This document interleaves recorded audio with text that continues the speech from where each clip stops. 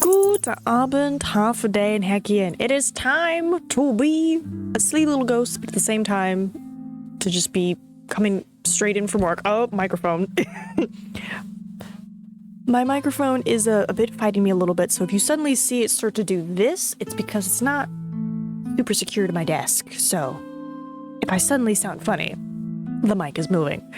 But either way, thanks for coming in, everybody. Today, we're going to be playing Rottenroots, the first episode. It was recommended to me by the developers. They saw we enjoyed Scarlet Hollow, and they're like, maybe you'll like this. So, similar vibe, a visual novel-esque. But anyway, welcome to episode 1. This is their first game as a small indie team, and we're thrilled to share this free demo with you. Sorry, I was kicking my feet, and that's why my heart rate's so high. We're actively expanding the story and adding Polish. Adding Polish. So thank you for joining us on this journey and being patient with us as we grow. Most importantly, have fun and enjoy meeting our characters. I will say, settings. Let's see, let me go previous. I have music all the way up, because music. I want to hear them tunes. Have it set to that so I can read chat. And it's okay, shaders are on. VSync off, we'll see how it goes. And then text speed, I don't know if it's automatic text speed or just how much it loads before you click. So I was like, let's leave it at that. I put the language filter on just to be safe. And then screen shake, because why not? Thanks, Mr. Meep. He's also streaming. So let's get into it. Also, there's voices, so I'm like, maybe I don't have to read. Content warning. Rottenroots contains themes of discrimination, violence, implied self-harm, and morality that some players may find disturbing. Oh, I'm in. Yes. The game explores difficult psychological content and is recommended for mature audiences. Hello, if you're mature, welcome. If you're struggling, please don't be afraid to ask for help. Please don't.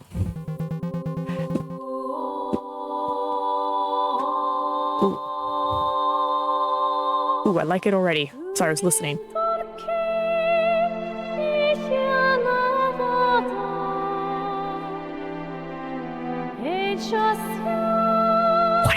What is man? I need this song on my playlist immediately. Anyway, beautiful song. There better be somewhere in the credits what the song is called. This is a story about Salem. Over the next 3 days, every choice you make will shape who he becomes. Oh no, I'm so sorry. What came before and where it will lead, that's for your choices to decide. But beware. Even the most seamless choice might unlock new futures, or lock you into destiny. Choose Salem first of 2 starting trays. What? Tips? Choose Salem's first? Okay. 2 key moments at school shaped his past. Choose wisely. Oh my... Sorry. Oh my god, so good.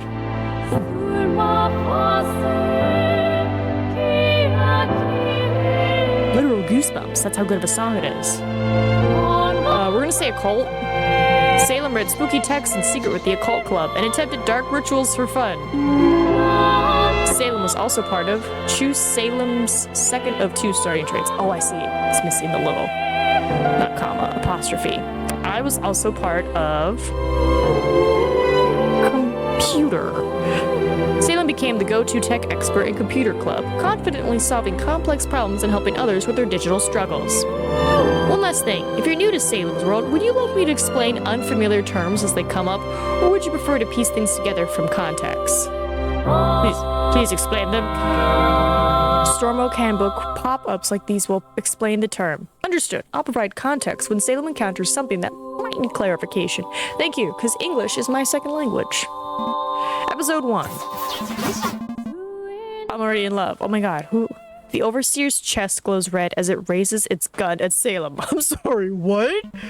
Please, I need to get to that train. Salem double checks his pockets but can't find his ticket. Speaker voice departure of Petalwin 2XX2 from New Frankfurt to outside District 89 in 4 minutes. This is a high security platform. Only individuals with a valid ticket are permitted here. I've lost it. Only 4 minutes to catch my train. The Overseer entities deployed by the government to maintain order and compliance. Oh, okay. Mr. Overseer, sir, that train must not leave without me, no matter what. The Overseer doesn't react. I am the son of Mathis Stalanke, the Minister of Technology, your boss. Rings any bells? Rings any bells? Ring any bells? Typo. The overseer declines. He's right over there on that train. Let me just get to him. He will explain. Salem tries to squeeze past the overseer, who is blocking his way. The overseer begins to glow red as the end of its arms shift into a charging gun. He needs me now, I have to go. Blossom brightly. You have a death wish or something? Blossom brightly. The overseer shifts its glowing weapon to the girl. Ugh, why does he have to be such a moss brain? The girl plants herself in front of the overseer's glowing barrel and flicks her ticket at it, her jaw tight. Overseer X734. Emergency protocol 77 Alpha. Temporary security override. Duration T 10 seconds. The overseer lowers the gun, allowing the girl to pass. Some choices might be time sensitive. Answer before the red timer runs out. Read fast, Nina. Moss brain, follow me. I take this station to school every day, so don't blow it up. The overseer was about to, but now, is it really safe to? Hurry up, let's go. Follow the mysterious, unlock, don't follow her, explore, ask who she is, ask how she did that, analyze. 77 Alpha, that's a legacy override used 20 years ago, but this girl's much younger. Salem looks at the girl, lost in thought.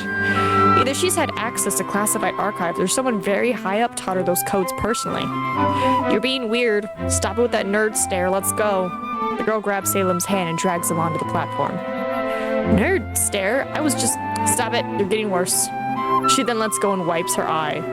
So, Mossbrain, you're the minister's son. Is it true what they say about him? The girl stops in front of the train entrance and turns to Salem. Yeah, he...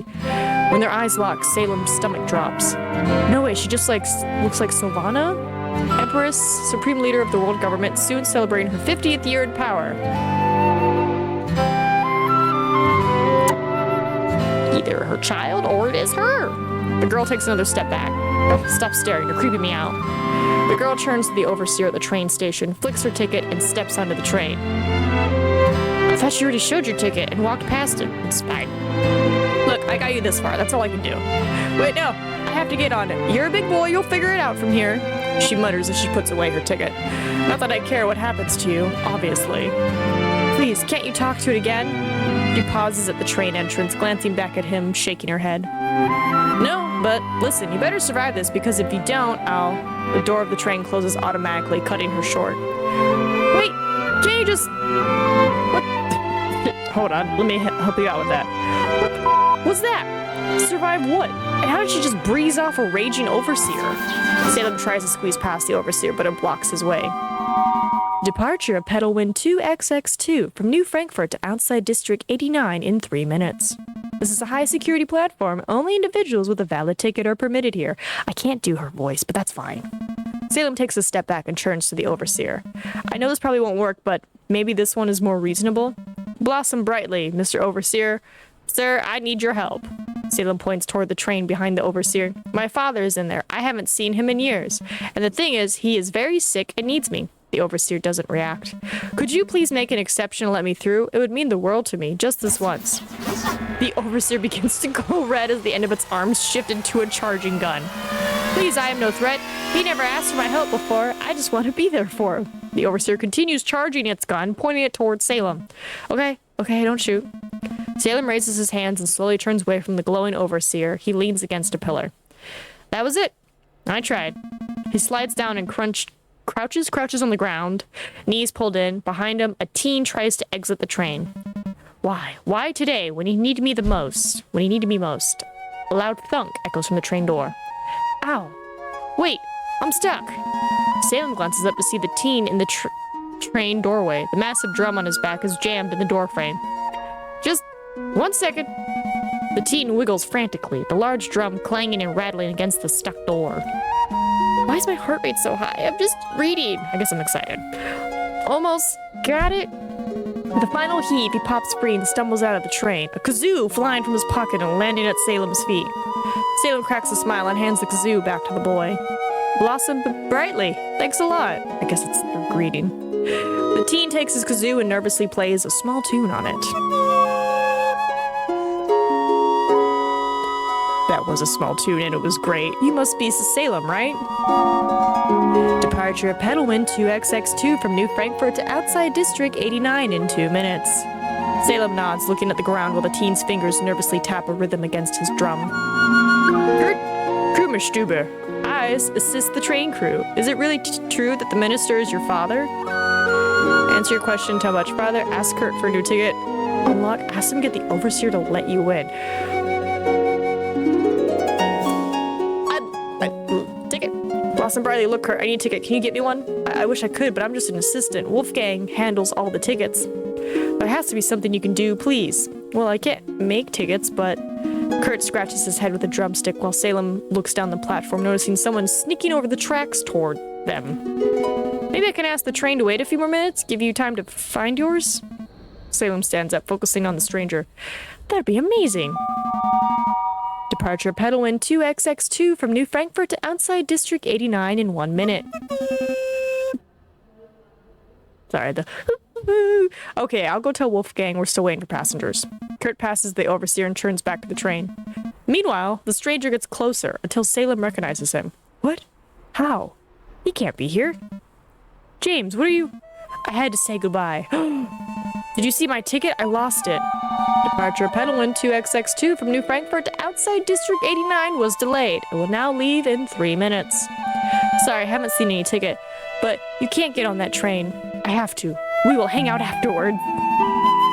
But that outside district, my heart rate's too high. I'm too excited. Hold on. Listen to the beautiful music as I attempt to get rid of it. Because otherwise, whoosh, if it's too high, the voice mod is just going to be going on and off like crazy. So let me disconnect that real quick. Go here. Work right here. Okay. Disconnected. I'll wait for it to get to a lower rating before I swap it off. There we go. It was fun. I guess I'm just too excited. Sometimes that happens. I get too excited for the games and the heart rate's just hanging out at 120 and I'm like, I need you to be at 95. I need you to be chill, reading, and I'm just like, pretty colors, pretty music. I also just got off work, so I'm like excited, I guess, that I'm done with work. Okay, cool. So we can close that. Well, you shouldn't hear any crazy voice mod things, but if you do, I'll fix it. Don't worry. Anyway, outside district. It's father needs me. No, it's not about him. That district, it's haunted. Why are you smiling? James raises his fingers and curls them around. Full of evil witches that want your soul, dark magic that corrupts the heart, and scary mutants that will eat your brain. I think he's joking, based off his jovial expression. I think he's like, hee hee. The only haunted thing here is his lovely daisy smell. He's so cute when he tries to cheer me up. Oof. I'm just worried about that evil witch right in front of me. Will you help me look for my ticket or not? Departure Petalwin 2XX2 from New Frankfort to outside District 89 in 2 minutes. James nods and they walk down the platform away from the overseers, whispering to each other while looking for the ticket. Sal, get real with me. What's really up? I'm afraid of what will happen when father is gone. James nods, but they keep their eyes down and search for the ticket. This might be the last time I can see him, and the first time he actually wants to see me. So, please. I know, but listen. Salem? Sal? Salem points to the train. This might sound cheesy, but it feels like I've been waiting for this train my whole life. Salem wipes his eyes. Dad needs me. He finally needs me. I just can't let him down. Departure Petalwin 2XX2 from New Frankfort to outside District 89 in 1 minute. Honestly, Sal, I sometimes wish you'd be so passionate about us. Salem stops and lays a hand on James's shoulder. Don't say anything like that. You were always the end goal. The overseer's gaze turns toward the teens, making James step out of Salem's grip and lower his voice. Just a pity the end goal isn't the main goal. Storm Oaks are an outdoor activity youth organization. Members are ranked from sapling to mighty oak based on training and achievements. The overseer turns away again and James takes out a worn book labeled Storm Oak Manual and hands it to Salem. You forgot this last night. I thought you might. Salem grabs it, opens it, and finds the ticket in it. I used it as a bookmark. Salem rushes back to the train door. You are the best. See you at the beach in 3 days. James catches up to Salem and grabs his hands, pulls him near him, and whispers in his ear. If you enter that train, you won't survive the end of the day. Well, hold on now. Something happened to father. What's at the district? How do you know? How do you know? How How could you possibly know what will happen to me? You're just trying to scare me. Well, no, he's just concerned. Why are we angry? Calm down. I wish I was. Where did you even hear this? From who? It doesn't matter. Of course it matters. Why is he like this today? Of course, yes, it matters. Salem steps away from James and holds his flashes. What? Salem steps away from James and holds his ticket to the overseer, which then lowers its weapon. Holds his flashes his ticket. Holds his ticket to flash to the overseer? Or holds his ticket to flash to the overseer? There's a way to say this. This you get what I'm saying. Meadowwind 2XX2 going from New Frankfort to outside District 89 is ready for departure. Just listen to your heart. Don't do this. Salem boards the train. I'm going to save real quick just in case I have the option to be like, you know what? I won't get on the train. Just in case. I am listening to it. The door closes and he stands in the empty corridor, hearing only the low hum of the train as it begins to move. Wow, this is a nice train. God, look at all these plants. Wow, I really made it. Now what should I do? Reflect on what has happened. Look for the compartment with your father. Papa! The train rhythm shifts as it curves around a hillside, revealing more of the sprawling city behind it. Okay, I better get going. Salem runs down the train, looking for his father's compartment. Completely absorbed in his search, he walks straight to a sugary, smelly teenage girl. Just smell like sugar. He absently mumbles an apology, but then the girl hugs him. Sal, there you are. Salem laughs and hugs her back. Oh, hey there, sis. Barely recognize you with that new hair. Wait, you'll be at the camp too? Lynn fixes Salem's scarf. Of course I will. Someone has to take care of a goody two-shoes like you. She's got cute hair. I will give her that. Lynn's eyes dart around the train corridor. So, where did you leave that cute friend of yours? James still glued to your side? Or... I'm gonna move my mouse. He's not here. He doesn't have a ticket. Why? No reason, just, being polite. Uh-huh. Sure. So, how is father? Lynn sighs, shaking her head. You really want to know? He's been milking this dying man thing for all it's worth. Lynn, don't talk like that. He's really sick. Yeah, I know. But does he tell us what's actually wrong? Does he open about, I don't know, anything really? Lynn flicks Salem's glossy honor student patch sewn into his uniform. Nope, he just waits for his golden boy to show up. Lynn moves on to flick Salem's mighty oak patch so he can parade you around like a trophy. That's not fair. Fair. Sal, when has he ever treated us fairly? Lynn crosses her arms while Salem notices a familiar figure approaching behind her. I'm going directly. Lynn, Dad's right behind you. Lynn's eyes widen, but it's too late. Oh, great. Lynn turns around slowly, face flushed, as their father stands behind her next to his wheelchair. Hey, Dad, we were just talking about how much you've missed Sal, right? Salem covers his face with his hand while his father sits back, shaking his head. He's making it worse. Lynn grabs her father's wheelchair and gestures at Salem to follow them. Okay, just joking. Lynn pushes her father to an empty compartment, Salem close behind. Blossom brightly, my son. Glad you...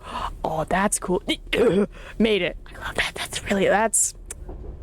That's cool. That's a nice flavor text. Not flavor text. Text effect is cool.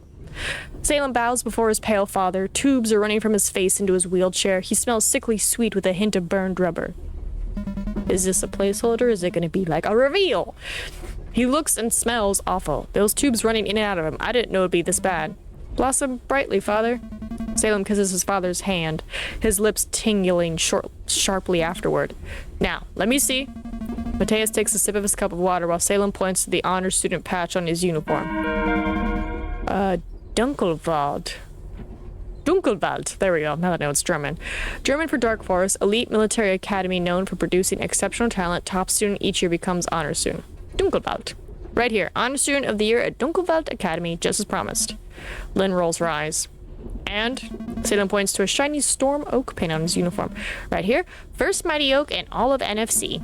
Salem's father nods approvingly. Good. You really did it. Mateus gestures with his cup towards Lynn, who crosses her arms. See, Lynn? That's how you do it. Thanks for pointing it out, Dad. Again. Whatever. Congrats, bro. I really mean it. Mateus glances at his daughter as he takes another shaky sip, water trickling down his beard. His hand trembles as he wipes the droplets away, his gaze shifting over to Salem. Son, we only have a few more minutes. Read this and keep it down. With a wavering breath, he fumbles an envelope from his coat and offers it to Salem. Salem opens it and reads the handwritten letter inside, just loud enough for them to hear. My children, the doctors have given me 3 weeks. 3 weeks to live! Salem looks up to his father. He nods, gesturing to Salem to continue reading. Today is the day to pass the torch of House Stalaranka to you both, especially to you, Salem. Salem glances over to Lynn, who shrugs half-heartedly. She's like, You must win Königstanz. Jordan King's Dance. Legendary high-stakes Storm Oak Tournament. The tournaments are ranked by color difficulty, green to violet. You must win the violet level level Storm Oak Tournament at Königstanz. Königstanz is not a normal children's Storm Oak Camp. You will compete in life or death trials too. Lynn's face turns red. Her voice shakes when she speaks up. Violet level? Life or death? What the hell? I didn't sign up for some death tournament. Mateus nods, catches his breath, and reaches into his jacket, pulling out 2 small packages. Improved prototypes from R&D. Consider them insurance. Salem and Lynn exchange glances before unwrapping the packages, revealing sleek metal bracelets. Solar shields. Energy shields used by the military and TV shows to fend off any kind of attack. Some models can self-activate to defend the user. Just like they have on TV. These are movie props, right? Nope. These are real. Both teens slip the bracelets on, and the display shows 100% battery remaining. Father, you can't bribe us with some fancy toys. We still... Instantly, shimmering blue hexagons spring from the bracelets, forming translucent energy shields that glitter like crystals in the sunlight. Whoa, just like on The Prodigy, follows a young genius hacker who stops disasters threatening the world government each episode. Each episode? That's a lot of threats against the government. Maybe it's like the same threat versus like a new villain of the week.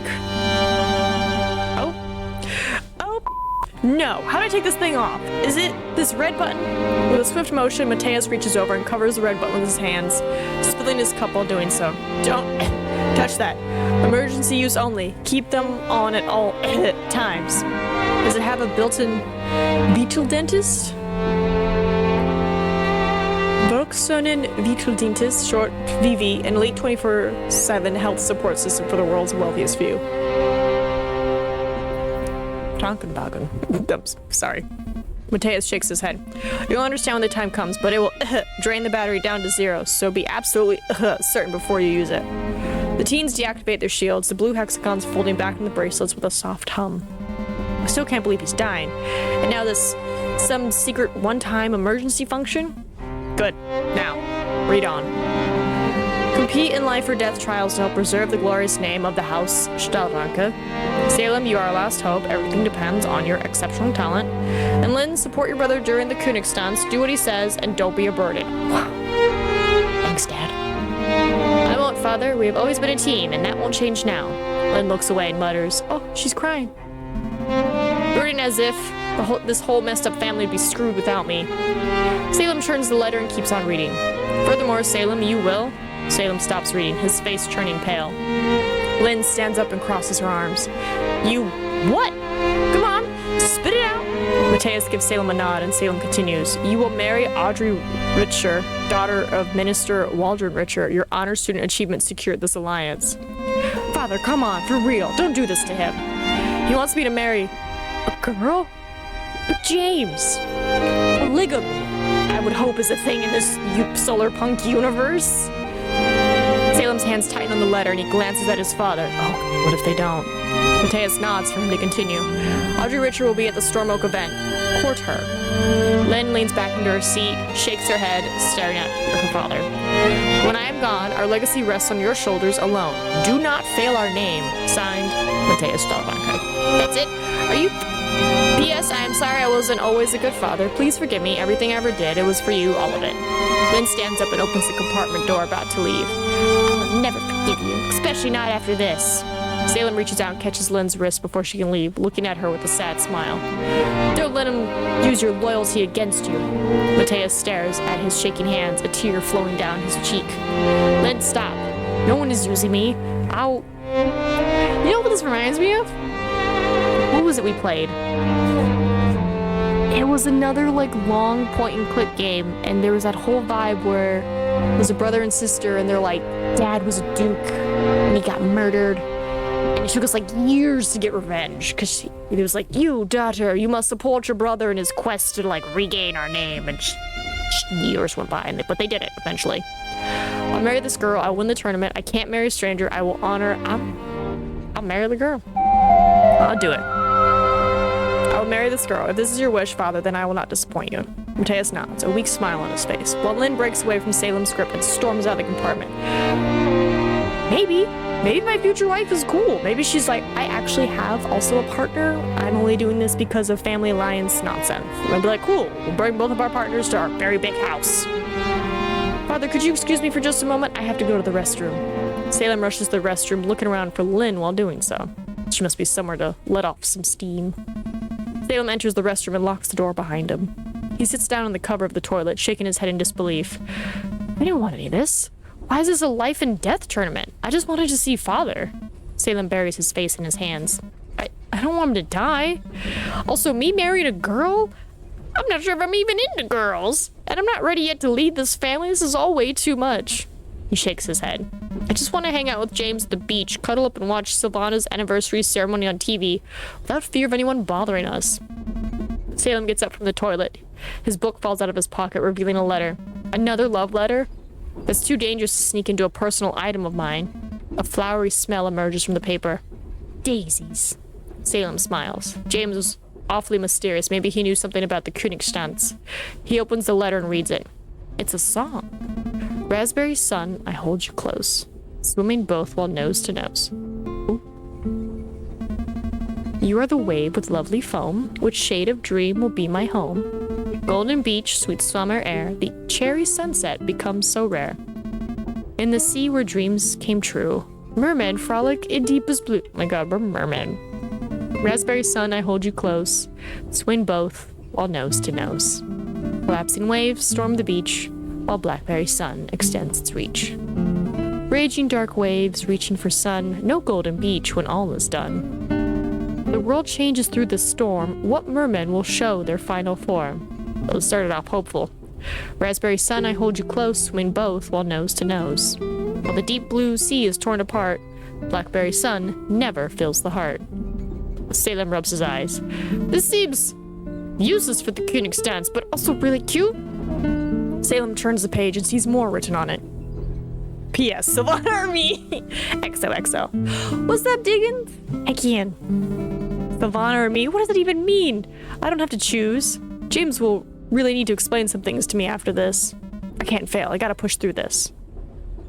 I have to win for my family. I have to win for my future with James. I'm gonna say future with James. My family can F off. I have to win for my future with James. Once I'm the top dog calling the shots, I'll be able to protect us forever. Hello. So, based off some of the dialogue, I'm sensing me and James is not an acceptable thing. Which sucks. He's about to leave the restroom when he hears a familiar voice from outside. Albrecht? Haha. Me, on the other hand, I can't wait to kill. Oh, God. Other Stormark. You're so cool, Alb. So, have you ever killed someone? Just some Unkraut back in the day with my old man, so not really. What is this? What is Unkraut? Oh, they're killing a real green blood. Green blood. Citizens deemed by the government to have pure bloodlines, granting full rights. Others are called Unkraut, German for weeds. Oh, wow. Oh. Oh. Oh. Oh, no. I think I know what kind of solar punk world we're in. Oh, no. Killing a real green blood, that's the only thing that counts. But here's the thing. You killed a pure blood. That seems bad. Right? Hold on. Right? Just some Unkraut back in the day with my old man. Right? So you, Albert, killed an Unkraut. And then, yeah, killing a real green blood. That's the only thing that counts. So they're saying killing an Unkraut means nothing, but killing somebody of a pure bloodline? Oh, I guess because of the tournament. Okay. I'll start with that cheating Stalanke. Hey, you done in there? Albrecht knocks on the restroom door. Oh no, seems like it's about losing the honor student title to me. Albrecht Kohlmeister, son of the Minister of Education, he has built a reputation as Dunkelwald's school bully and holds a grudge against Salem. Don't say anything. I'm gonna pick a voice.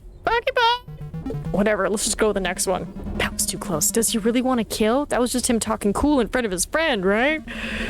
Salem looks at his patches and pins in the mirror. Then his gaze moves up to his eyes. I never killed someone. Why didn't I bring any gear with me? Dad should have told. And Lynn, what is she even doing here? She's way too low ranked for a mission like this. Salem listens for more voices or footsteps behind the door, but seems clear. He returns to the compartment to find Lynn back. She seems, to have calmed down. Dad has to know more. I need all the intel I can get. I have to survive this. I have to win this for my family. James. So you want to hear this. Dad said Sylvana personally organized this event, and the winners get... Hold on. Sylvana herself? Yep, and the winners get Green Order emblems. Most legendary Storm Oak achievement. 3 emblems grant the highest rank and audience with the Empress.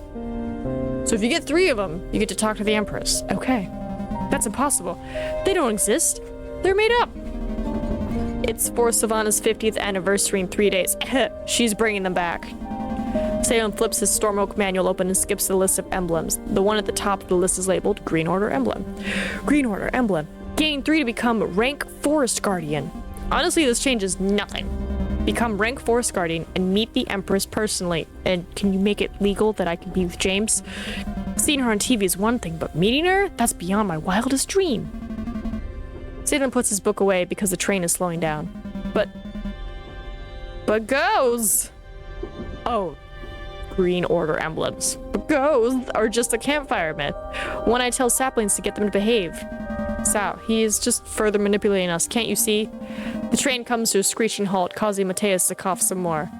Attention, you children of royal green blood. Welcome to District 89. Some of you were told this was a train to a summer camp. Well, it's not. This is the Königstadt, a 3-day tournament for only the best this country has to offer. Day 1 begins today with a sundown trial. Last person's standing competition, typically involving races to designated points, usually non-lethal training exercises. Okay. This music makes it seem tense. The rules for today are simple. The first one to find the hidden camp will claim today's Green Order emblem. And the first 50 to find it will advance to tomorrow's challenge. Each day offers the chance for another emblem. Mateus stands up from his wheelchair, still coughing, and opens up the window. Collect all 3 GOEs and you shall attend Sylvana's 50th anniversary celebration as her personal guest. Equipment packages await outside, so it's kind of like Hunger Games kind of vibe. Forgive. Father, what? Me. Mateus' coughing turns into a gagging blood dribbling out of his mouth. Some of his tubes are slipping out. Dad, your tubes! The announcer continues in a somber voice. Oh, somber. The remaining 150 will be eliminated. Your time starts now. Eliminated? Can't breathe. Medic! Help! Someone get a medic! Her voice drowns in the surrounding chaos of over a dozen Storm Oaks abandoning the train. No medic, we have to activate his vital dentus. With steady hands, Salem pats down his father's body looking for the vital dentus. He's not wearing one? Kids, run! Mateus leans far out of the window, his body shaking with another violent coughing fit. Father, where is your vital dentus? More blood spills from his mouth, dripping onto the ground below the train tracks, making the earth rumble. Sal, what the is that? Salem leans forward and his eyes widen as he follows his sister's gaze. The ground is covered in thick, glowing grass. It grows quickly, twisting into vines, reaching upward like rising green flames. Are those vines? But how can anything grow that fast? The vines multiply rapidly, reaching up the side of the train towards the family. Dad, get away. But Mateus, still coughing, doesn't notice as a vine snakes around his wrists. More vines surge upward, glowing bright, winding around Mateus' arms, his neck, pulling him further out of the window. Oh my god, is it like the things around my text box? They burn! This is impossible. How can vines even... No, focus. I gotta save them. The twins grab their father's legs, holding tight while the vines pull him towards the window. Hold on, we got you. The vines pulse brighter, and Salem feels a hot tingling when they touch his hands. We have to act fast. Okay, get ready. I'm just gonna do a little thing just in case. Just in case. Pull as hard as you can. Look for an improv's tool. Try to bite through the vines with your teeth. Call for help. Look for a tool. Salem spots a shard of broken window glass and grabs it with his sleeve. He cuts into a vine, but the glass breaks as it barely scratches the surface, with the vine's coating quickly growing back. Not a chance. Even though the vines pull harder and harder, the twins refuse to let go. Can we go out the window? Right? You know, kind of like a Chinese finger trap. Instead of pulling to make tension, go with the vine. With a sharp exhale, Lynn eventually gives in while still holding on to her dad. Salem stumbles forward, desperately trying to find a secure footing to pull back. He fails, and all three of them get yanked out of the window. They hit the ground with thud. More vines emerge from the earth below, reaching for Lynn's legs and Mateus' torso. Mateus is turning red as the vines around his neck are tightening. They got me! I have to save them, but who first? Your sister. Save your sister. Salem kicks at the glowing vines wrapped around Lynn's legs, breaking her out of their grip. Save her, she can help me save Dad. Meanwhile, the vines drag their father down into the earth, leaving nothing but fresh dirt. Thanks, but Dad, why didn't you? Father, I'm sorry. I'm so sorry. Tears are welling up in Salem's eyes. He's gone. I should have been faster. I should have been stronger. I failed him. Here's the thing. I was hoping me and her could save my dad together. If I saved my dad, then I feel like he would just be like, and then I'd have to save my sister. But you knows, maybe if I saved him first, I could have had both. Salem glances at his sister, frozen in place, his lips parted and breath shallow. Oh my god, if I was like in a different club, would this have turned out differently? Whatever happens, I can't also lose her. Salem takes a deep breath and faces the vast meadow spread before him. It is swarming with storm oaks locked in brutal combat while others parachute down into the chaos. Parachute? Salem shakes and wipes away his tears. Sal, snap out of it. I am fine. Salem smiles at his sister, more tears running from his red eyes. He is smiling. I don't see those tears, though. You are not. We have to leave this place now. No, wait. A high-pitched ringing fills Salem's ears, drowning out Lynn's voice. Sal? Hello? His vision blurs as he stares past his sister in the sky, gasping shallowly. I can't breathe. Salem grabs his head with both hands. He briefly closes his eyes and tries to control his breathing. Then he looks up again and notices a larger parachute that falls down the meadow's far end. Oh, it's not people coming in through parachutes. I think it's like the supplies coming in via parachutes. Sal, you are scaring me. Salem's breathing steadies a little, and he points to that direction. Wait, look. It's an equipment crate. It has gear. Lynn grabs Salem's hand and pulls him toward her. She looks him in the eyes, tears now welling in her own. Snap out of it. You're in no shape to fight your way through this hellhole. Salem breaks free from her grip, taking a step back from her. Bull. I am fine. We just be first at that crate. Oh, we must be first at that crate. Lynn gestures at the dozens of storm oaks before them, running, screaming, attacking one another with improvised weapons. All in all, pure chaos. How on earth are you going to make it through that? Salem slaps his own face, twists his shoulders, and takes a deep breath. The start of any battle is the most dangerous. Most will die right here, in the open. Great. We're on the same page. Let's ditch the crate and run away. No, that's not how you win Sundowns. We need gear, or at least a map to find the camp, and we have an ace up our sleeve. Salem activates his solar shield, blue hexagons shimmering to life around his wrist. I never lost a Sundown, and I won't start today, not with Father. Salem's voice shakes as he wipes away another tear. Please. I need more sippies in me. No, we have to win this. Can I spacebar? I can spacebar. Lynn lets out a small sigh and also activates her solar shield. Alright then. Lead the way to the equipment crate. But we will get them out of here if you have another breakdown. Which direction? Sorry, I'm trying to get my cable not caught. A tall figure with a sleek uniform crawls out from beneath the train. Oh god. Hey, it's Albrecht. Well, the cheating cryberry of an honor student thinks this is just another tournament. How adorable. Albert charges towards the falling crate. That crate's mine, breakdown boy. Oh, what an interesting insult. He turns around, grins, and points a finger gun at Salem. But beat me to that crate, I might explain what's really happening here. You've got to be kidding me. Wasn't that Albrecht? I can't lose to him, no matter what. Follow me. Albrecht ran left to get to the crate. We should catch him and go left. We should outpace him. Yeah, stay away from him. The siblings veer right, following a cluster of storm oaks who are also fleeing towards the meadow's edge. One of the runners glances back and spots the twins. They're following us!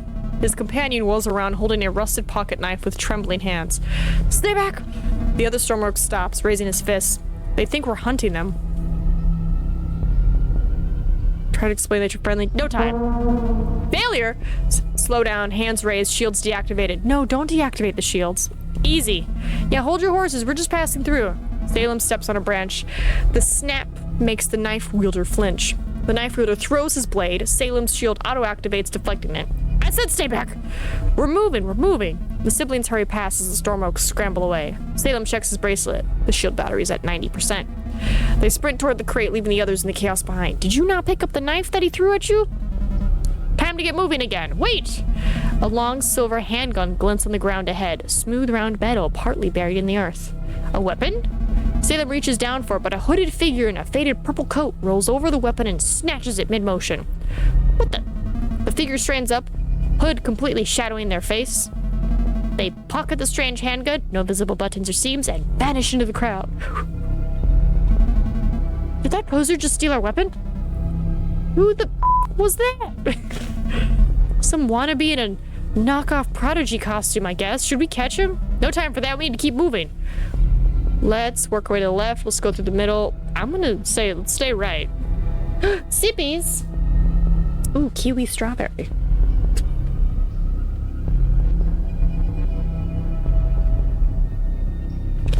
Ooh, it's good. Not poisoned. There you go. We're gonna stay right. Salem and Lynn push to the right side of the battlefield. They stumble upon a pack of storm oaks, swinging crude makeshift weapons at one another. The losers drop hard onto the blood-soaked ground. For the love of Sylvana! A big, wild-eyed storm oak spots them and runs towards them. He's armed with a broken bottle. The other storm oaks behind him sink into the ground, pulled down by vines. You there! You are next! Grab a club and defend yourself. Charge the group with your shield up. Try to warn them. I'm gonna warn them. Failure! Salem steps forward, cups his hands, shouts. Everyone listen, the ground is dangerous. There are man-eating vines under all of us. Two of the fallen storm oaks hear his warning and start crawling away from the dark patches. Vines? What's so special about vines? He's right, I can feel something moving. But the wild storm oak ignores the warning, charging at Salem instead. Shut up, you're trying to trick us! Salem's solar shield flares up, fending off the bottle strike. Dark tendrils surge from the earth, wrapping around the wild storm oak's legs just as he swings for a second attack. What? No! Let me go! The attacker is dragged underground while Salem moves on to the injured storm oaks, helping them to safety. Thank you! You saved us! I couldn't save him. He wouldn't listen. Don't beat yourself up. At least we saved two of them. Salem checks his bracelet. Shield battery's at 80. Right, like, I'm gonna just be honest and be like, yo, there's stuff. The heavy breathing siblings run away. Salem wipes blood from a cut on his cheek, his hand still shaking. Where to go next? Hey, so have you ever seen vines like these before? Never. They're not natural. Yeah, creepy as hell. Let's keep our distance. Left side, go through the middle. We're sticking to the right, man. The twins approach a wounded storm oak standing on a boulder, his face full of red war paint. Where did you get red war paint? It's been like maybe 10 minutes. We're just okay. He was just like, I'm ready. Whoa. He grips a silver two-handed rifle, a golden light pulsing at its center, the barrel far larger than normal. The spirits demand sacrifice. I am their chosen warrior. You know, sometimes you find some stuff in a crate. He rocks back and forth, muttering, then looking at the twins, blood drips onto the stone. The earth withers at the base of his rock, with dark vines slowly creeping up. Salem's hand tightens on Lynn's arm. Those vines again. I'm gonna warn him. Failure! Salem cups his hands, shouting, but his voice is weak against the noise of the vines. Look down! The vines! The war paint storm oak cups a hand to his ear. Who dares speak to a spirit warrior? He spins around and unleashes several beams of fire in multiple directions.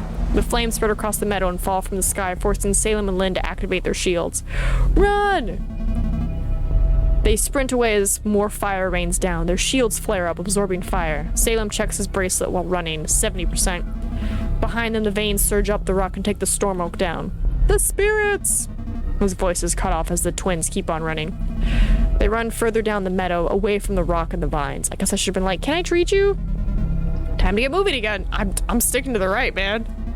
The twins approach two storm oaks. One presses a knife to another's throat. Blood trickles where the blade touches skin. I saw you pick up that med kit. Where is it? The hostage's tears mixed with dirt on his face. Please, Erica, we were friends. Erica's hands shake while the knife stays steady, pressed against the hostage's throat. Friends don't steal from each other. Salem notices a medical kit lying on the ground between them. Salem's jaw clenches. Carefully plan away, grab the med kit.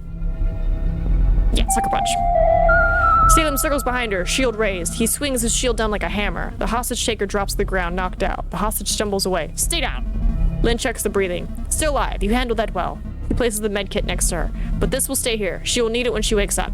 What a waste. Why show compassion to a hostage taker? Everybody's panicking. That's final. They rush the massive equipment crate looming ahead.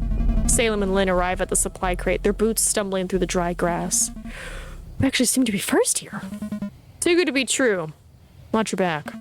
Salem jumps onto the crate, pulling on the reinforced lid. It won't budge. We should... A familiar voice cuts through the battlefield's chaos. Congratulations. You won. Fire erupts in a large, perfect circle around the crate, trapping the siblings in a blazing ring of fire. Albert steps through the flames unharmed, his silhouette distorted by the rising heat waves. Your father would be so proud of you two for winning. Lynn, we need to get out of here. Why leave already? I haven't given you your prize yet. Lynn's solar shield blazes to life. You pry it open, I'll hold him off. She positions herself between Salem and the approaching Albrecht. Hey, freak! Eyes on me! Did your dead daddy give you a TV commercial toy? Salem hesitates and looks at Albrecht and his swirling bat. Sal, concentrate. Salem nods as the flames creep further inward. 70%, this is getting dangerous. Use your shield. Activates his solar shield and wedges it under the crate's lid. Blue hexagons flare and hiss as they burn the reinforced metal. Yes! Salem pries the crate open. Hurry, he's getting closer. Almost there. My father, on the other hand, gave me enough gear to blow this whole place up on my own. Albert lunges at Lynn, several swings raining down on her shield. Open! Salem grabs the only backpack in the crate and swings it onto his back. Another swing rains down into Lynn's shield, but she dodges it and is now back against the crate. Inside the crate, ammunition belts start hissing ominously from the heat. We've got it, but the crate's about to blow up. Albert swings his bat at Lynn, her fading shield barely holding. How do we get out of here? Just join your dad already. Albert grows in for another blow. Lynn's solar shield shatters like glass and the bat crushes the bracelet on her wrist. Do I push his body onto the flames and walk over him? Ah! Salem pulls his sister up, moves her behind him, and activates his shield. Leave our father out of this, or leave us alone. Albert smiles and raises his bat, playfully pushing it against Salem's shield. Finally, last chance. Admit you cheated, and I'll give you a painless death. You're still going on about that? Albert shrugs, pulls out a grenade, and tosses it next to the hissing crate. Oh my god. See you in hell, cheater. Albert activates a grappling hook from his bat and swings out of the fire into the woods. I thought this was like an empty field. Right, like I thought, like looking at the picture, I thought it's like this of an empty field. So you just like, oh look, a tree way over there. You know. The ammunition's hissing mixes with the beeping of the grenade underneath them. We're gonna die, unless... Looks down at his solar shield bracelet, the red mercy button glowing ominously. I'm gonna save real quick because I don't want to push it. Hold on tight. Lynn grabs Salem's back as he slams down the red button. His bracelet flares with blinding white light as an energy ball erupts around them. The force field expands just as everything under them blows up with a deafening roar. The explosion catapults them through the air, heat and debris flowing around the protective shield. Ah! Don't let go! They crash land into a tree in the woods, the energy ball cushioning their fall. Oh, ouch, my back. Smoke rises up from Salem's bracelet. Hot. He tears it off before it can burn more of his skin. The twins look back at the nearby explosion site. Oh, I guess that's what the button was for. Wow. Thanks. Yeah, that was close, but now our shields are out. Hey, they did their job. Let's get out of here before Albert comes looking for us. Both siblings stumble away from the meadow into the cover of the woods. The twins arrive at a cliff's edge and hide behind any oak-like tree, rough bark digging into their uniforms as they catch their breath. Blood trickles from a cut above Salem's eye, turning everything to an unsettling shade of red. Focus, verdammt. 3 emblems for father. Verdammt! Okay, we got them German. You couldn't tell from the other words, you know. What? Are you for real right now? Screw the emblems. Screw this tournament. Salem wipes the blood from his eye and gets out the letter their father gave them. We have to. It was his dying wish. Lynn snatches the letter out of Salem's hands, crumples it, and throws it away. What the hell? Keep it down. Lynn puts a finger on her lips and scans the nearby area. Salem shakes his head and grabs the letter, straightening it up again. That sucked. Big time. I will honor his last wish, no matter what. You, for once in your life, stop being his puppet. Mighty Oak, the highest rank can achieve through normal advancement. Mighty Oaks typically serve as instructor and responsible for training recruits. I'm not a puppet, I'm a Mighty Oak. I am an honor student. You're a puppet, and he controlled every move you made. Lynn draws her knees to her chest. He controlled all of us. Oh, come on, he wasn't perfect, sure, but he was still our father. Lynn scratches her arms and shakes her head. Doesn't trust you enough. You wouldn't get it. Just know I'm glad he is gone. She turns to Salem and grabs his collar, tears running down her face. Don't ever marry that girl. Promise me. Well, here's the thing. I want to get my man James. Lynn, with father gone, politically and socially, our family. Lynn raises her voice and shakes her brother. Promise me! Distant shouts echo through the trees, and Lynn goes quiet, letting go of Salem's collar. Me, please. Salem puts his hands on hers and nods. The only thing that I'm sure of right now is that we have to survive the day. Then let's run. Together. The rules. The WPP. This whole tournament. Salem straightens up the letter some more and puts it into his pocket. No. So, I'm staying. You can go. Lynn wipes her eyes with her sleeves. We either go together or none of us goes. Salem meets her eyes. If we want to survive this, we have to know what's going on. Storm Oak Command number 34. Assess before acting. If a clue could save our life, then we should find it. So you're choosing commands over my advice. Don't you have your own dreams? I do. He scratches the back of his head. But I'm also choosing us surviving and winning this. This isn't your dream. This is his nightmare, haunting us from the grave. I can't deal with this now. We have to get going. Salem takes off his fully packed backpack and gives it to Lynn. Protect this with your life. It should have everything you need to get to the camp. Lynn nods, opens it, and hands Salem a glowing orange pyramid. Is this a grenade? Salem studies the pyramid. Lynn takes a shiny yellow short rail rifle out of the backpack. What on earth? Assume what it could be. Computer club. Let's go. Kabam. WPP, World Patriot Party, global government that maintains order through district systems and technological oversight. Hunger Games? Lynn, the power core design is completely new. This isn't standard WPP tech. Salem points toward another glowing part shimmering through a window in the stock. Power core? What do you know? I learned a thing or two in the computer club. This is bleeding edge gear. None of the refurbished junk we use at Dunkelwald. Salem holds the pyramid against the light. I saw this glow before, in a teleportation station's engine room. That kind of power in something this small, it's not stable. So we're guinea pigs for their new toys? Or they're preparing us for something that requires this level of firepower. Suddenly, a whistle cuts through the forest as a grappling hook winds around Salem's throat. Oh my god. The rope tightens around his neck, cutting deep with a metallic hiss. The hissing turns into metallic clicking, pulling him up the tree, feet hovering over the ground. How did he find... Salem claws at the noose, his fingers pressing against the metal wire, but it's too tight. Salem fights for breath, managing only a shallow gasp, his vision blurring. A young man walks towards the siblings, a bat resting on his shoulder and a wide grin on his face. Lynn raises her rifle at Albrecht and pulls some levers, but nothing happens. Albrecht, please. You got me. Let my sister go. Albert takes out a match, strikes it against his oily metal bat, and lights it on fire. Bro, who are you? The flame flickers, casting eerie shadows on his face. No. Albert points his flaming bat toward Lynn. Now, put down power sling and hands behind your back. Power sling? Lynn doesn't budge and tries pulling the jam trigger. Albert points his bat at Salem, his finger hovering over a green button on the bat. Do as I say, or we will cut this show short. Lynn throws down her weapon and puts her hands up. Okay, I did what you said. Now let him down. Albert circles around her, kicks her onto her knees. Oh, but I can't let him down. The piñata is part of the award ceremony. Albert grins at Salem, who is gasping for air above them. Did you forget? You two lucky cheaters were first at the crate, and I promised I might explain what is going on. Shove the prize in that giant tree hole of yours. Albert holds the flaming metal bat next to Lynn's ear, the air filling with the acrid smell of burnt hair. Acrid? Acidic? No, acrid. Now, that's not very kind. You just lost your award ceremony privileges, little brat. Salem gasps for air, fingers fumbling desperately with the noose as he tries to loosen it. You said it was a metal wire. That's kind of like a garrote at that point, isn't it?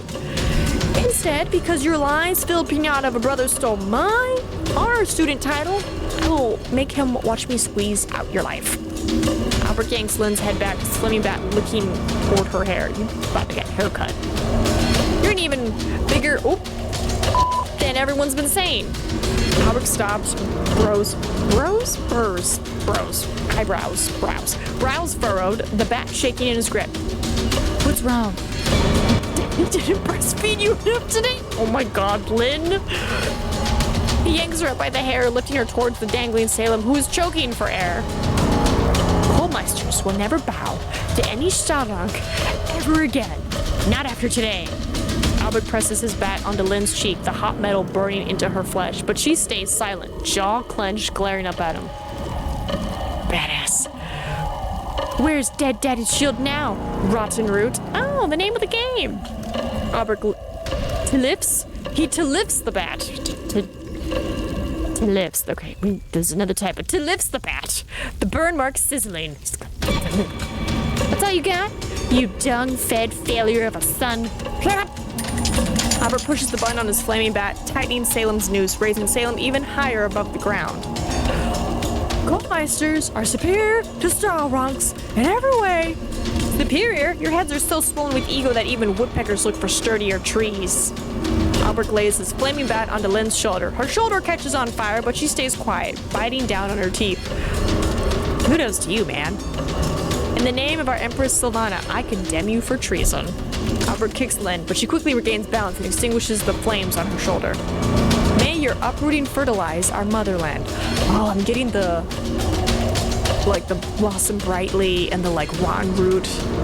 Okay, yeah, so it's very nature solar punk themed. Okay. Salem's fingers tremble against the warm pulsating pyramid in his pocket. May your liberation flourish our motherland. Hate to break it to you, mouse brain, but you're not Sylvana's executioner, no matter how badly you want to be. Albert's face is glowing red as he raises the bat into the sky. His eyes follow the movement, while Lynn winks at Salem. I'm gonna trust her. Salem nods, takes the glowing pyramid, and drops it into Lynn's lap. He mouths, do it. And she nods. And may your purification bloom our motherland. Albert looks back at Lynn, winding up for a swing at her head. Turning us patriots into a glorious eternal... Hey! Lynn slams the pyramid against a rock. It flashes red-orange. She throws it into Albert's face, hitting him right in the eye. Go yourself, green blood loser. Albert lets go of his bat and grabs his wounded eye. You rotten brat! Lynn gets up and grabs the rifle. Albert tries grabbing her, but Salem kicks him in the face and Lynn bolts away into the woods. A deafening explosion tears through the air. Oh no. Salem's body grows heavy, each breath shallower than the last. Colors fade to darkness as the explosion's roar dissolves into silence. Untethered consciousness drifts into the void, weightless and free. Like a dying flame, his awareness flickers against the encroaching dark. Can't be how it ends. The world falls silent. A single sharp heartbeat rips through the darkness. And then... nothing.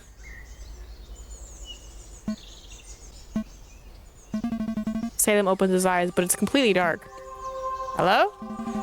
With a little snap, a light appears over him, illuminating the area.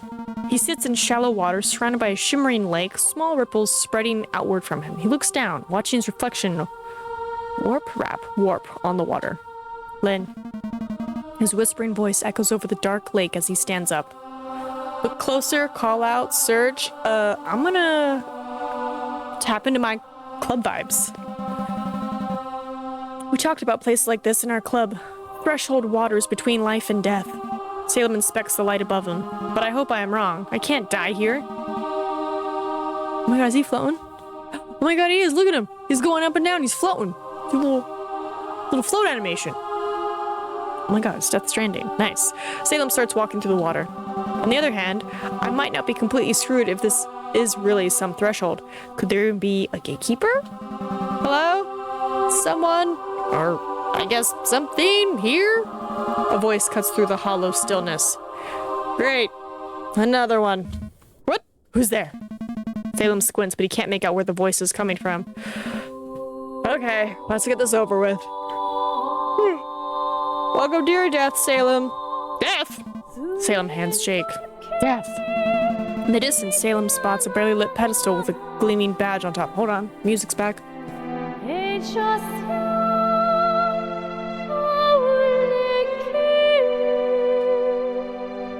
Wherever you are, you have a fantastic voice.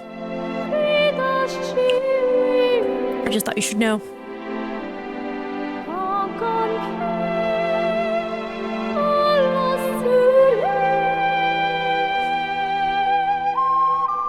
Oh, and then it goes into... Oh my god. Yeah, no, what song is this? Do you have a Spotify? Apple Music? YouTube Music? Where can I find you? Is that a Green Order emblem? In a place like this? The light from above is extending towards Salem. Salem looks to the light, then to the pedestal with the emblem, takes a deep breath, and shakes his head. No, not happening. The light stops. Oh, come on. Sorry, hold on.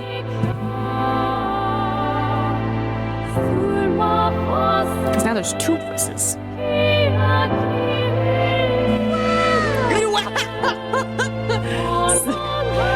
Yes.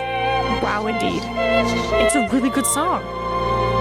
Reminds me of Claire Obscure. Oh, come on, don't be a nervous saga about this. Let's just rest in peace. Ghostly vines made out of light grow out of the light source, slowly creeping towards Salem. Can we cut the whole I don't want to die spiel? You're vine fodder. Accept it. Salem rolls his shoulders and stretches his neck.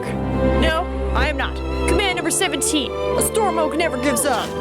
Salem turns away from the ghostly vines and sprints to the pedestal. Germans, listen, there's literally no point in running away from death. Just go in peace. No peace? I am a fighter. I never give up. You know, he's totally right about the Germans. I can't. Dad is counting on me. Lynn needs me. I want to see James again. I can't die now. Salem runs even faster, but the pedestal remains distant, always out of reach. You know how many people tried to outrun death? Endless. I cannot disappoint them. Disappoint who? He can read? Yes, I know. I can read your mind. Blah, blah, blah, blah. Get over it. Disappoint who? Father, Lynn, my Empress, and especially James. Everyone. Sylvana, don't try to impress a frickly royalty like her. You're better off dead if that's your goal. Salem keeps running through the shallow water toward the pedestal, the vines chasing him. His vision blurs, his movements growing slower and slower. Command 17. The storm oak never gives up. Salem stumbles forward, still reaching for the unreachable pedestal. You can't give up. I told you there was no running away. The vines catch up with Salem, swirl around him, and lift him out of the shallow lake. Salem's body, wrapped in the vines, floats upward into the light above.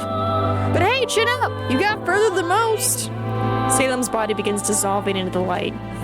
Please, this can't be how it ends. I mean, technically, James did say I was gonna die, so... I did die. Maybe I come back.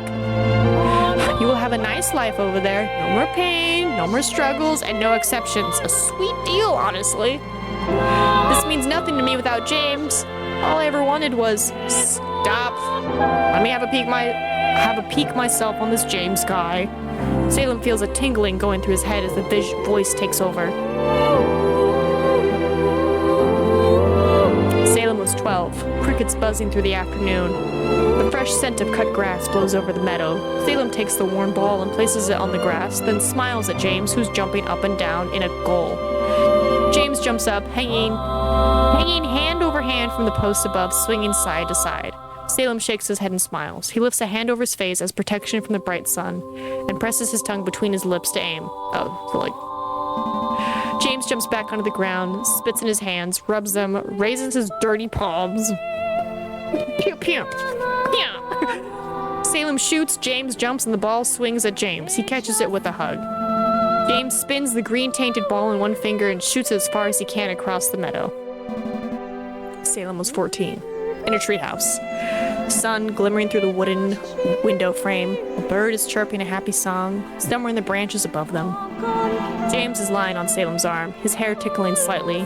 James has closed his eyes and is playing with Salem's chest hair, curling into little swirls. I'm sorry, you said they were like 14? A 14-year-old has chest hairs. Oh my god. Sunlight kisses Salem's smiling face as Salem, lost in thought, stares at the old wooden road. A slight breeze enters the treehouse, bringing it with the sweet smell of apple blossoms. 14. Okay. Above Salem is the dream catcher James made. The small glass pearls woven into it, shining like stars. Its brown feathers are dancing in the breeze. I'm gonna have to do a survey with some people and be like, hey, when did you get chest hair? I'm asking for a video game. Salem is 16. He is sitting on a couch, looking at the dozen dusty boxes filled with childhood toys in front of him. An arm of an action figure hangs out of the carrying hole in the box. James is next to Salem, his nose and eyes running. James whimpers as he blows his nose in the arm of his sweater. Salem stands up and rescues the action figure from the box. Its green uniform is turning gray. The silver its plastic sword starting to vanish, showing the milky plastic underneath. Salem goes back to James and lies down on the couch, laying his head on James's leg. He then plays with the figure, making it walk, fighting with its sword, getting James to chuckle and turning his crying into a tearful smile. James grabs Salem's hair, curling it between his fingers as Salem continues to play with the old action figure. A secret life, hidden between the pain and horrors of this world. The Storm Oak never gives up. You might be more than the run-of-the-mill Savannah fanatic after all. Never give up. Answer me, and I might keep you alive a tiny bit longer. Salem opens his eyes and looks in the light. When did you discover that life isn't fair? When my father died, when they took James's parents, when they told me who I loved was wrong, when Lynn was hurt. Ooh, these are good answers. When did you discover life wasn't fair? My boy James. When they told me who I loved was wrong. Because you were loving James? Yeah. Since then I've tried to stay strong and find a way for us to live in peace. How far would you go for a second chance at your silly dream with that silly boyfriend of yours? Salem shakes his head. His tears don't stream across his face, but float from his eyes like glittering pearls. You mean a Studio Ghibli in zero gravity? Well, technically, if you are in zero gravity, apparently your tears are kind of like Studio Ghibli tears. So, further than love has taken anyone before. Being a naive teen that wants to change the world. Kind of a waste anyway, sending you away. At this point, Salem is barely anything more than a transparent ghost being devoured by the light. Tell you what, you give me your soul, then I will give you back your life. My soul? Like a deal with the devil? That lazy idiot? Nah, more like a deal with his bouncer. The ghost of dust that used to be Salem floats higher into the light. So what'll be? Will you give me your soul, or are we done here? Ask about consequences, try to negotiate, don't take his deal, give away your soul. What are the consequences? What exactly happens if I give you my soul? You get a second shot, living, breathing, but you know, when the time is ripe, you will be mine. Try to negotiate a better deal. What if I offered something else instead? Like what? Your collection of Storm Oak badges? Your daddy's approval? There must be something else you need. Nothing you could give me right now. There's only one deal. Soul or death. Tick-tock, golden boy. Do it. The light that almost fully consumed Salem suddenly vanishes. In its place, thorns grow around Salem. Okay, now this might get interesting after all. See you soon! The vines take Salem, grab him down, faster and faster until a cold leaf drifts down from a tree onto Salem's cheek. The taste of copper floods his mouth and the scent of rot tingles his nose. Salem jolts awake, his uniform soaking wet.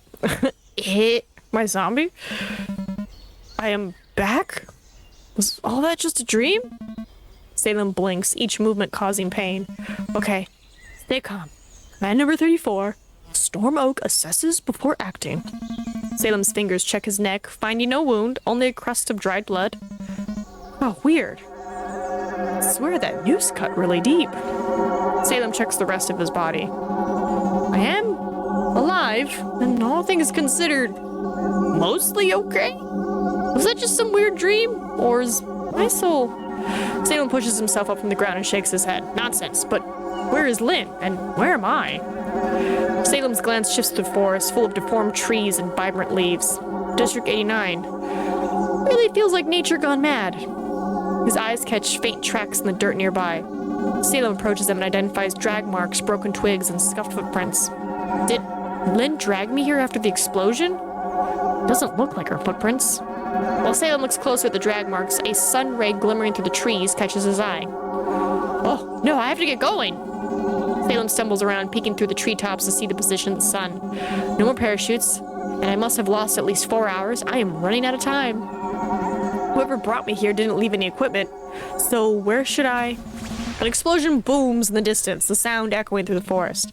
Yep, away from the big explosion sounds good to me. Salem sneaks through the forest, eager to not leave any tracks or cause any noise. Salem occasionally looks up at the tree branches above him, their bizarre shapes reaching towards the sun like jagged fingers as if trying to catch it. Is everything outside District this creepy? Salem stops, his eyes widening, hands trembling. Wait a second. Salem checks the inner pocket of his uniform, his heart tightening as he realizes the pocket is empty. No. Oh, no. No. Salem shakes his head and checks his surroundings. Dad's letter. It's gone.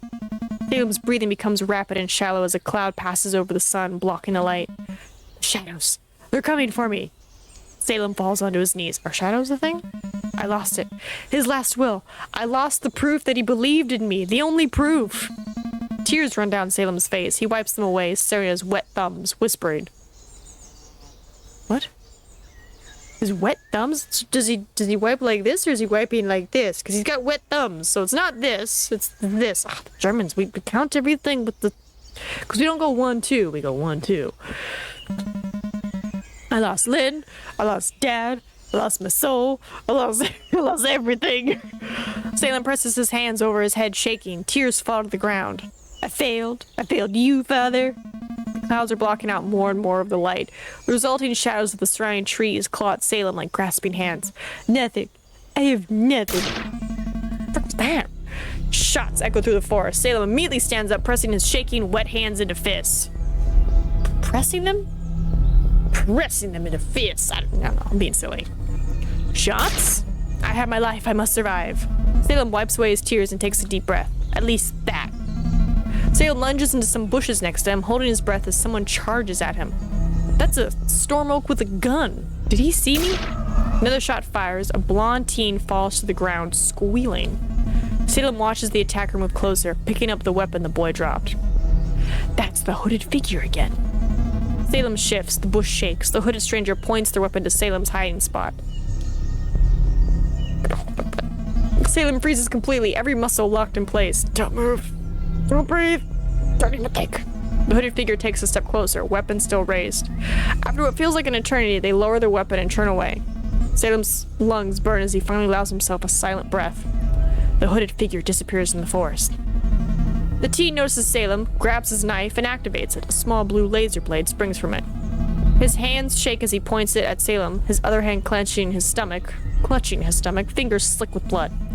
His chest rises and falls in shallow, uneven bursts, eyes wide. Salem goes pale, slowly raising his hands. That looks fatal, so...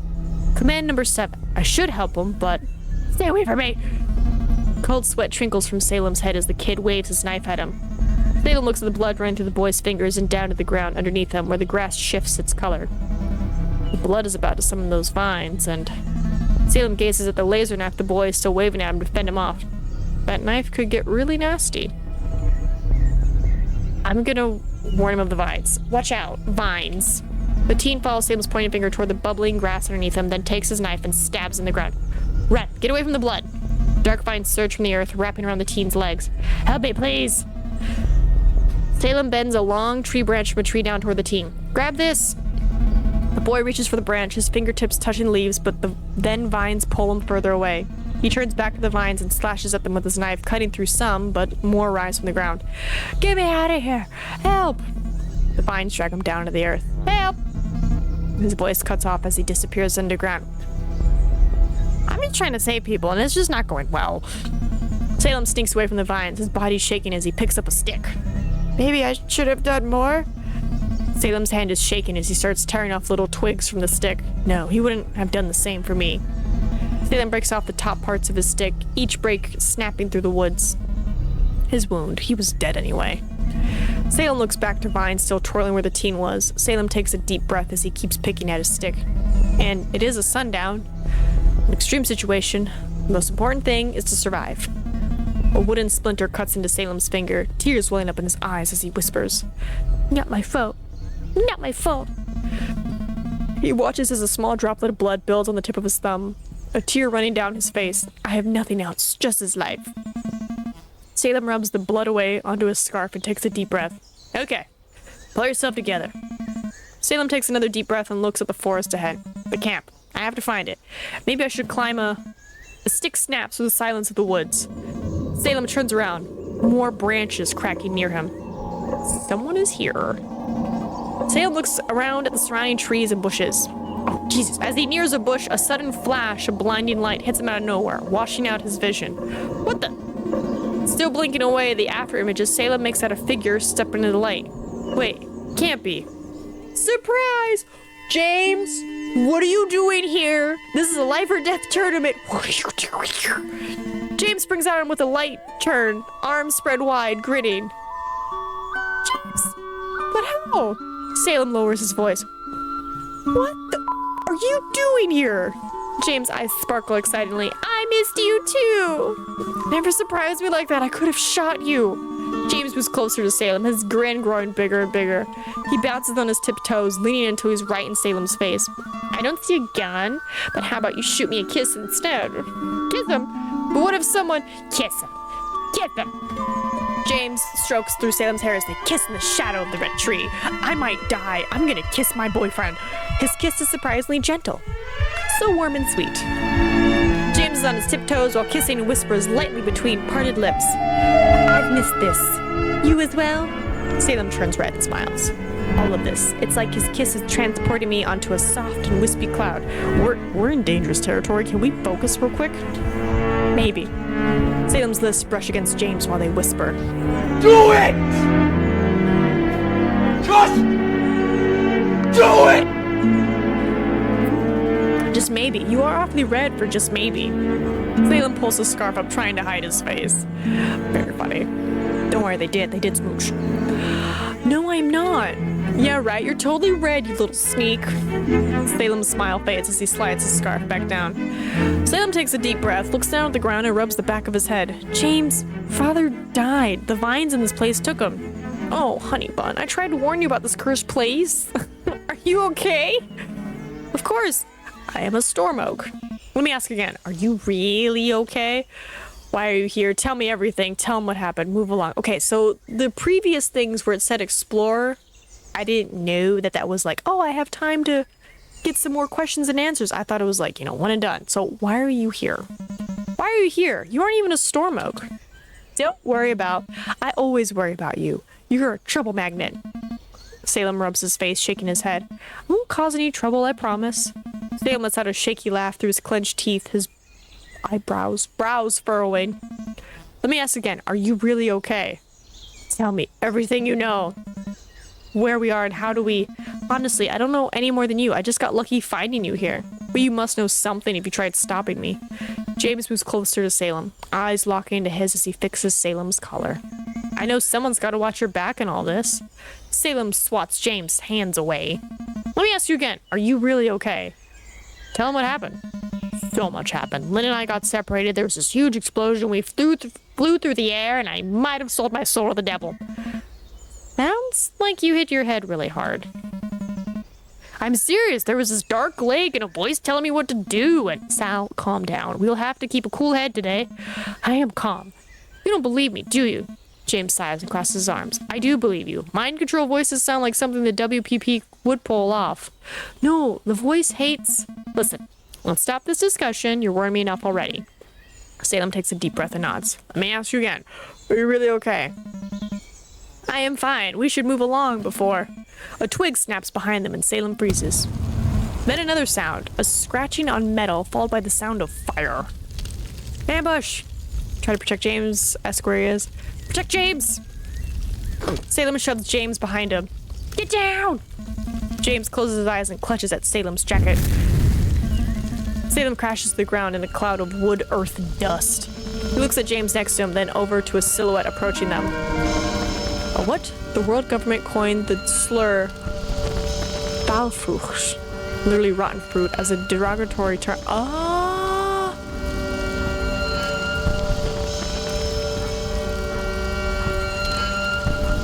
Ooh. The dust settles and Albrecht stands before them, legs wide, chin raised, breathing hard. He is swinging a flaming metal bat through the dust cloud. He saw us kissing, but how did he survive in the first place? Anyway, we gotta go. Run! Salem gets up, grabs James's hand, and pulls him away from their attacker. Not this time, Blur. Albrecht swings his bat like a rod, and a hissing wire shoots out with a grappling hook at the end. The wire releases, wrapping tightly around Salem and a nearby tree, pinning them together. Let him go! James pulls the wire, trying to free Salem. Get it! I can't go home empty-handed.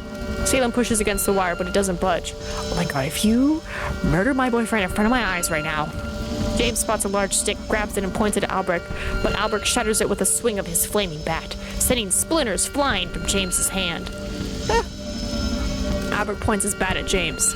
I will pluck you next. Oh, because they're all like plant terms. James lets go of what's left of his stick and raises his hands. Albrecht points his flaming bat over at Salem. I wanted to go easy on you. Make you choose how this can go. Honey bun, red!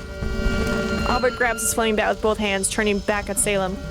But I'll be rewarded for your corpse. Albrecht swings his bat down full force. The world around Salem turns red. Honey bun, run! Then darkness. Is the voice gonna be like, really, again?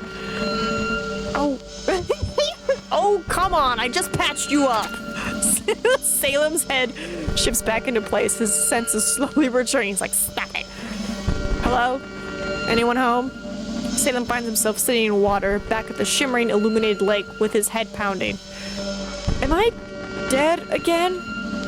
That depends. Are you still of use? Am I of use? Yeah, meathead. You are my investment now, and I hate bad investments. Transparent white vines grow out of the light above, creeping toward Salem. Okay, I get it. Yeah, I am still of use. Salem presses his fingers to his wet temples, trying to ease the pounding in his skull. Whatever that means. It means that I will keep your soul nice and cozy in that squishy flesh bag of yours as long as you win. For me. The vines crawl up Salem's legs. You want me to win the Königstanz? Well, if you lose, you die, and then you're no use, so yeah. Win the stupid thing. The vines lift Salem up. He tries to break free, but they only dig deeper into his legs and hip. Wait, these vines. They're the same ones, aren't they? The ones that took my father? You killed him? Ah. If I had that kind of power, what would I need you for? I sure as wouldn't waste my time on some big mouth corpse with a cracked skull. That's for sure. I guess that makes sense. Of course it does. I can control these white vines and hold back some of the green ones, but that's about it. Now take this and kick some ass. Another vine emerges from the light, pushing a shiny metallic bow with colorful blinking buttons into Salem's arms. Those buttons, they look like the ones that were on Lynn's weapon. Salem grabs the bow and takes a closer look. But where are the arrows? The vines lift Salem further up into the light. That's your job!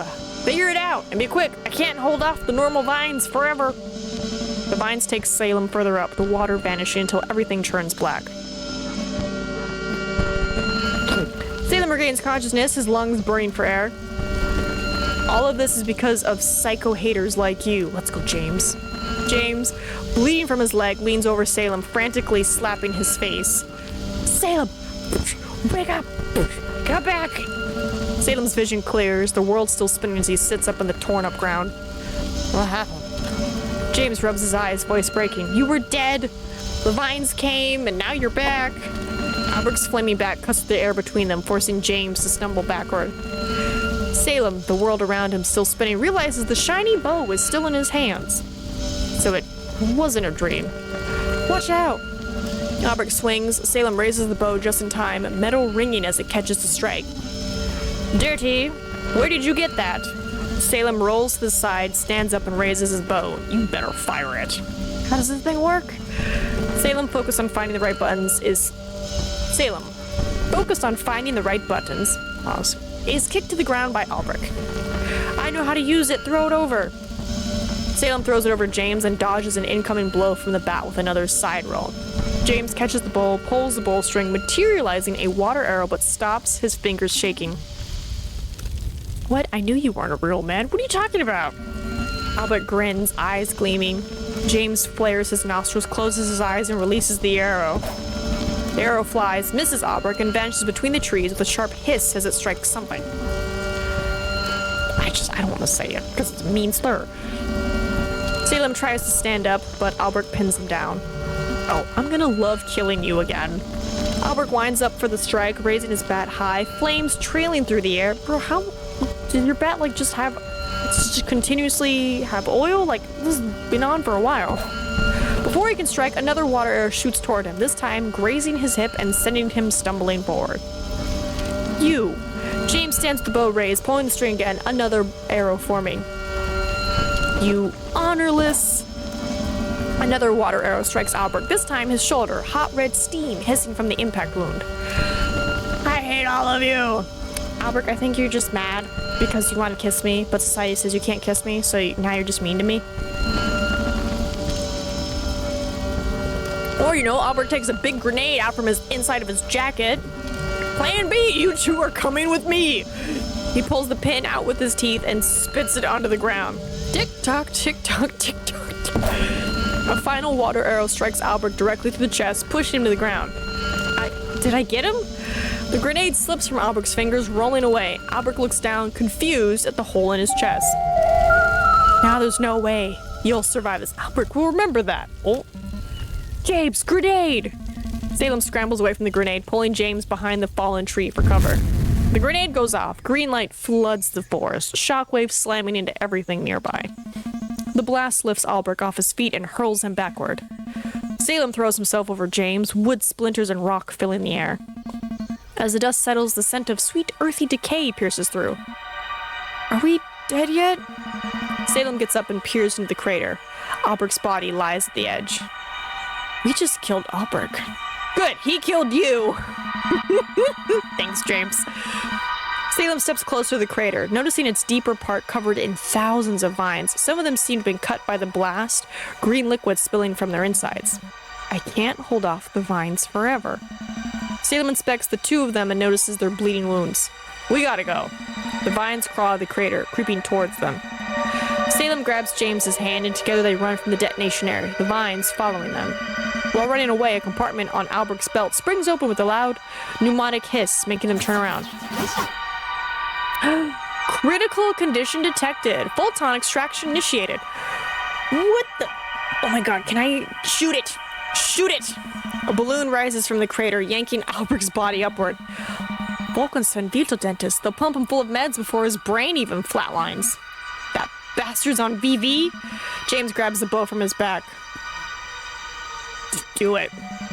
Shoot him before it's too late. It's our last chance. I don't need him coming after me. James's bow starts to glow, watery arrow materializing, the moist smell of the cut vines catching up to them. Salem sees that James is aiming too low and adjusts his bow slightly. That's it. Shoot. James nods with a smile. Success. His arrow whooshing into the sky, hitting Albrecht's balloon and making him fall down toward the ground. The sound of something big teleporting over them can be heard. A medical aircraft materializes, but Albrecht is already being sucked in by the vines. Salem seizes James's hand, dragging him forward. Vines shoot up from every spot their blood touches the ground. Don't look back. Keep moving. They crash through underbrush, the sound of rapidly growing vegetation crackling behind them. They took you. Now they'll take us. James stumbles over an exposed root, Salem catching him before he falls. Not today! Just run! The vines grow thicker and faster, pursuing them like a living, hungry wave. Salem, I can't keep this pace. Look for a solution! Salem looks ahead, spotting a glimmer of water through the trees. River, just ahead. That might be our chance to lose them. James nods as they burst through the final line of trees, revealing a fast-moving pink river cutting through the forest. We'll have to jump. You want us to swim? In that? His voice cracks, pressing Salem's hand tighter, the vines catching up to them. Vines! This sludge isn't water, it's a bloodstained nightmare. No choice. The vines killed Father, and they will kill us. He squeezes back at James's hand. They look into each other's eyes. Do you trust me? Yes, I do, but I am afraid to die. They pause at the edge, the water roaring below, the vines growing right behind them. Jump into the river, pull James, have James. Have James! We're doing this by the book! Sapling, hold on! Salem crouches down and signals for James to hop onto his back. James holds on and Salem jumps with him on his back into the water. The cold river numbs Salem's limbs and steals his breath. They tumble downstream, bodies shaking from the river's violent rhythm. Salem's fingers dig into James's wrists and the water crashes over their heads. In the chaos, Salem spots an upcoming rock, splitting the current. Brace! They slam into the rock, but Salem manages to grab onto it, pulling James up beside him. Gasping for breath, they cling to the rock in the middle of the rushing river. Salem climbs the rock, pulling James up as well. They collapse on the stone, still holding each other's hands. It doesn't count as going swimming together. Salem looks back. The vines haven't crossed the river, but are still twisting at the shore. We made it. For now. That grenade, did it cause all the vines? Salem shakes his head, still gasping for air. They react to blood. I noticed when that psycho split your skull, they sucked you into the ground. James wraps his arms around Salem and presses his face to his chest. Together with what was left of my heart, Salem hugs James's back. I am back now. Don't worry. James looks up, tears in his eyes. But how? I sold my soul to the devil. The devil must be desperate these days. James, I am a catch. Salem lets out a chuckle as James pulls away from the hug. No, but for real, I have no clue. There was this voice talking to me in bright light, and then it gave me the bow. Just a really wild dream, honestly. James takes off his bow and expects it. Strange, do you think all this was caused by nuclear terraforming? Admit you don't know. Ooh, I guess if you had a specific club, you could be like, huh. Salem shakes his head. Sorry, I am just as clueless as you are. I am never clueless. I warned you about dark magic back at the train, and I was obviously right. He points at the vines, which curl towards him like hungry tentacles. In that case, please stop predicting horrible things. Only if you call me Nostradamus. No, I won't. And for my next prediction, I see Albert's loot. James unbuckles a small backpack and hands it to Salem. You think you survived the fight? Salem shrugs, sits up, and starts examining Albert's backpack. I mean, even VV can't perform miracles, not after all that. But if he makes it, I mean, he saw us kissing. Salem shakes his head, rubbing his eyes in disbelief. Then we are in massive trouble. James nods, putting the bow back on his back. Killed someone today. They sit in awkward silence. We kind of both did. Again, beautiful voice. I never thought I'd... He trails off, looking at his hands. It was self-defense. Does that make it right? Deep in thought, Salem's fingers find something inside the backpack. He peeks in and spots a blue shimmering pistol with a bowl-shaped chamber where the barrel should be. Bandages and a Fulton recovery system, identical to the one that Albert had. This could get James out of here, keep him safe from all this.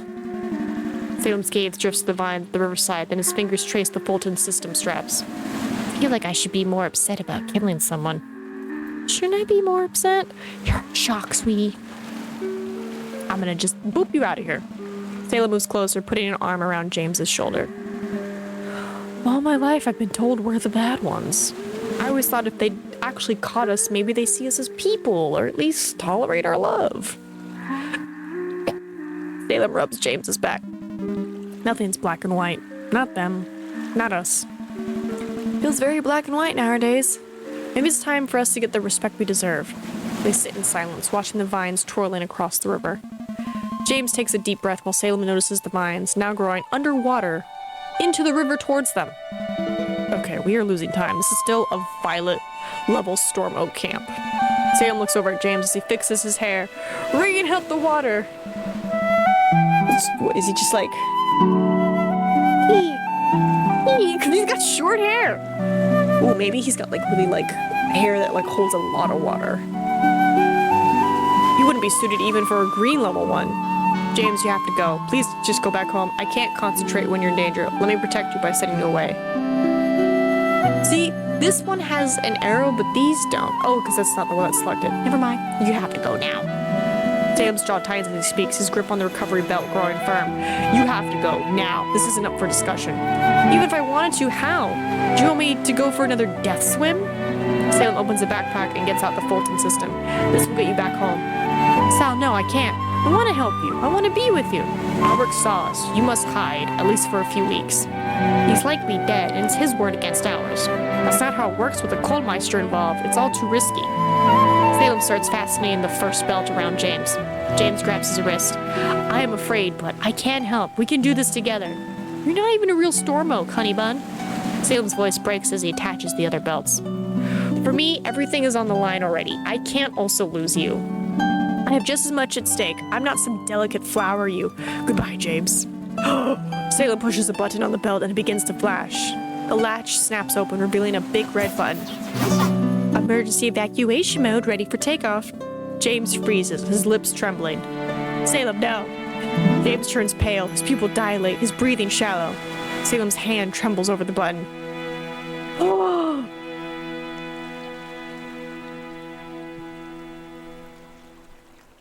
Much. I need you safe. Command number 22. A civilian in danger is a Storm Oak's duty. I said no! James unfreezes and he tries to shut the latch down, but Salem presses the button before him. The compartment on his belt springs open with a pneumatic hiss. The balloon inflates from the belt, expanding quick. Emergency evacuation activated. Fulton extraction initiated. I can't. I have to fulfill my... Sorry, this is the best for you. The balloon yanks the screaming James upward. The sound of another aircraft teleporting over the forest can be heard. So few choices are mine to make. You won't take this one for me. Damn it, James. Grabs his bow, aims at his balloon, dragging him up. James, no! James pops his balloon, its gas hissing out as he falls back onto the rock. I'm not going anywhere. Salem catches James and secures the pop balloon. The aircraft flying away. No, quiet. It's my time to talk. James releases Salem and pulls an old plastic bag out of his shirt pocket. We had a promise. A promise way before the one you made to your Sylvana. James takes a mostly dry picture out of the plastic bag and Salem gasps as he sees it. That's the picture of us at our treehouse. The one where you 14 with chest hair? Yeah, 3 years ago. Do you remember now? Salem's finger traces the edge of the photo, his eyes growing distant. What's the photo? What's the photo? Salem was 16. Okay, so I'm 19 now. Running through the freezing rain, James was right behind him. They burst through the small door of the treehouse, dripping wet, breathless from running. James shakes his soaked hair like a dog, droplets flying everywhere. Salem peels off his drenched shirt and steam rises from their bodies. James' teeth chatter as he struggles with his wet jeans. Salem takes down 2 portraits of Savannah, spanning a makeshift line to hang up their clothes. The rain drums a steady rhythm above them, drowning out the world below. Salem grabs a scratchy old wool blanket from the corner while James is shivering, his lips slightly blue. Salem wraps them both in the blanket, pulling James close. Storm Oak Command number 53.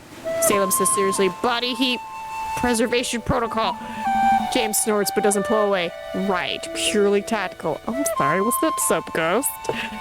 The rain turns into a storm, pattering at the thin windows. James's breathing slows, his shivering stops, and he leans his head on Salem's.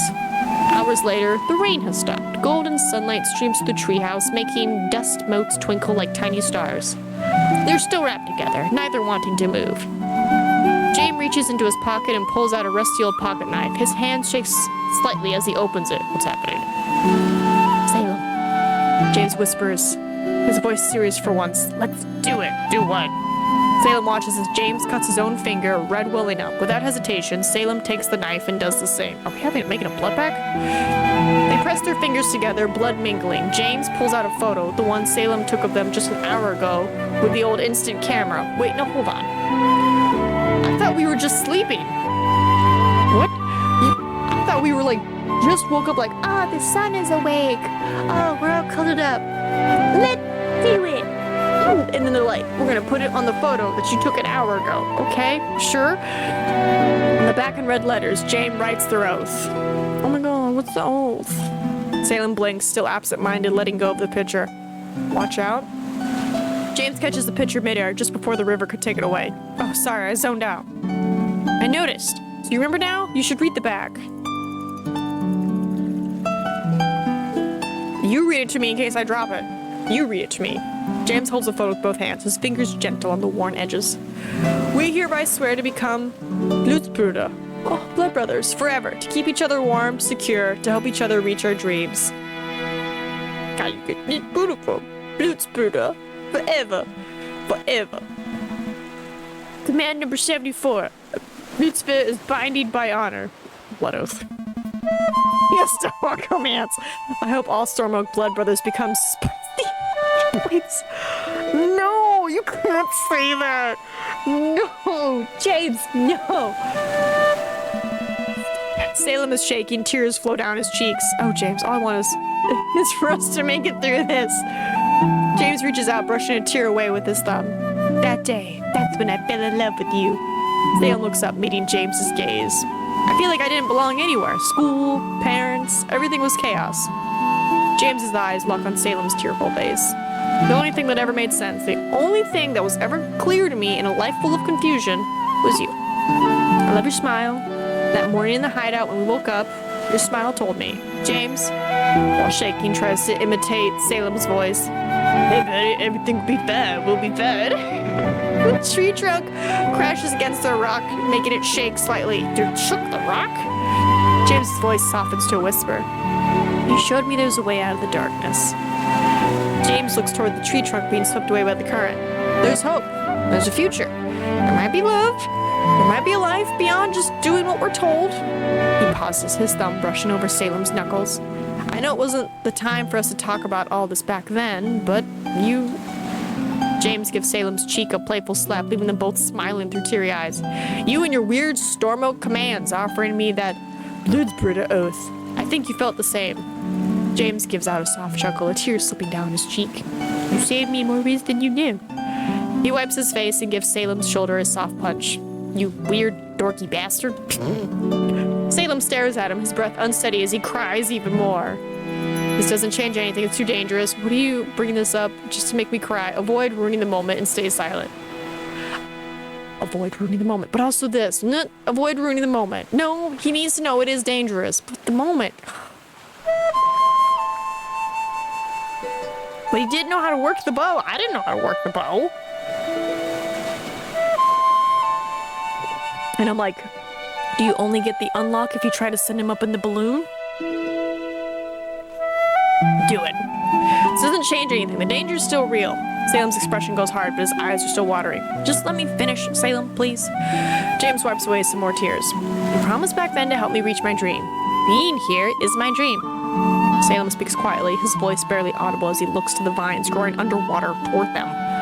If your dream is an early grave, then you came to the right place. Maybe you are right. And James takes a deep breath. I don't know if I am ready for what's to come, if I have the guts to do what has to be done. What do you mean? I already said too much. You don't trust me? But I promised not to tell. I know that sounds weird, just give me a chance. It's Bruda. Salem rubs away the remaining tears and looks at the picture. Okay, Blutsbruder. Command 74. You win. James wraps the picture back in the plastic bag and then tucks it under his shirt. Salem, meanwhile, unstraps the Fulton recovery belt from James and starts taking it apart. So, back to business. How do we get off this death rock? James looks down the rock, the first underwater vines creeping up toward them. Way ahead of you. Salem uses the parachute ropes from the belt to tie a lasso, swinging it to the other shore, catching a branch, and then securing both of them on the other end. Meanwhile, the vines creep up the rock, their moist smell filling the air. Ready for another swim? James nods and they jump into the river, then pull towards the shore. They make it to the other riverside and Salem unties their ropes. Won't like that audio change. Just as he untied the rope, a buzzing noise echoes through the woods. Like metal hitting the floor. Locate. Salem scans the nearby tree, spotting one with low branches. I need a better vantage point. Cover me. He climbs the tree with practiced efficiency, movement fluid from years of training. James looking up toward him. Enjoying the view up there, Mighty Oak? Shut up and hide. Something's coming. The sound turns into a voice, echoing through the forest, making the leaves shake. Attention all remaining Storm Oaks. 3 hours remain until the end of the sundown. Current status, 124 storm oaks active. 76 storm oaks eliminated. Sector 7 declared forbidden. All storm oaks in Sector 7 will be subject to immediate overseer intervention. The first Green Order emblem awaits a worthy recipient at the camp. Salem's grip on the branch loosens with relief. Just the countdown. False alarm. But which sectors are closing? Was this battle royale now? He swings down from the tree in one fluid motion, landing beside James with practiced precision. Probably doesn't concern us. I wish I had a map of this place, though. So, only 3 more hours. Come on, Mr. Mighty Oak, what now? The camp must be downstream somewhere. Without a map, following the river is our best chance. How is that our best chance? We are safer from the vines, and camps are mostly along a river. It's standard Storm Oak protocol. Good heavens, do you know how? James catches himself, glances around and whispers. How hot you are when playing the Sound Lockboy Scout Leader? A Sherlock pun? Oh boy. Run with the joke, stay serious, secretly enjoy the tension, challenge this joke. Run around the door. Salem grins. The game is afoot, Dr. Jameson. Yes, Salak. Let's search the crime scene for some logs. Salem picks up a sharp rock from the riverside. Nearby, James struggles to carry over some old logs. So, I can't tell you why I'm here. Salem tests the stone's edge and starts working on the logs. But I do need the Green Order emblems if we get our hands on them. Salem pauses to work on the logs. And then meet the Empress and make her laugh before she puts you into the barrel? Salem stands up and wipes his dirty hands on his uniform. They do the hardest background check, even if they don't do it at this camp. Don't worry about that. I want to get these emblems, okay? Salem looks at him puzzled. What on earth is he planning? He's way too carefree. Salem ties the last logs together and gets up. He tucks a long stick onto his back for steering, and they start dragging the raft into the water. You know, I always love seeing you handle some wood, but this? Salem rolls his eyes. James lets the raft down halfway into the river. This is some real craftsman magic you just did there. Very precise. Where did you learn to move your hands like that? Talk about your time as a Storm Oak leader. I built tons of these. These saplings back home practically made me their raft guru. They step onto the raft, the wood creaking beneath their weight. Salem runs his hands along the tied logs, testing joints with practiced precision. Not my best work, but it'll hold, as long as nobody does anything stupid. James immediately starts bouncing on the raft, arms spread wide, grinning. Of course he would do that. No need for any commands, it's working. An energy bolt strikes the nearby forest. The smell of ionized air rushes toward the teens. We have to go now. James's face turns ashen as he stares at the source of the sound. Salem drives the steering stick into the riverbank, pushing the raft into the current. James looks over to Salem and whispers, So, what does the almighty Storm Oak manual say about our odds here? Follow the commands. Salem thinks about it and answers in a quiet voice. Survival probability is precisely 73% if we abandon all non-essential equipment. That's not the number you should usually give while in Storm Dark mode. You want to play Storm Oak this weekend? So you better start acting like it. Start with command number 17. A Storm Oak never gives up. Yes, Captain. Captain 17 it is. Salem grips the steering stick tighter, eyes fixed on the river ahead. They drift away on the raft, leaving the sounds of battle behind as they float downriver. The river is getting bigger and runs stronger, carrying the sweet rot scent of decaying vegetation. No shots for a while now. Did we get away? A small island comes up ahead. It's no use. He isn't here. Yeah, I know, but shoveling noises can be heard. Wait, did you hear that? Was that Lynn? The shoveling noises stop. Hi. Who's there? No sneaking up on me or I'll beat you up. She might have Lynn's energy, but that's definitely not her. Yelena's coming from the upcoming island, but still no one can be seen. The girl raises her shovel and waves it from a hole. I have a shovel. I'm not afraid to use it. Salem points at the spot and they whisper to each other. Now that's the sound of a girl that hit rock bottom.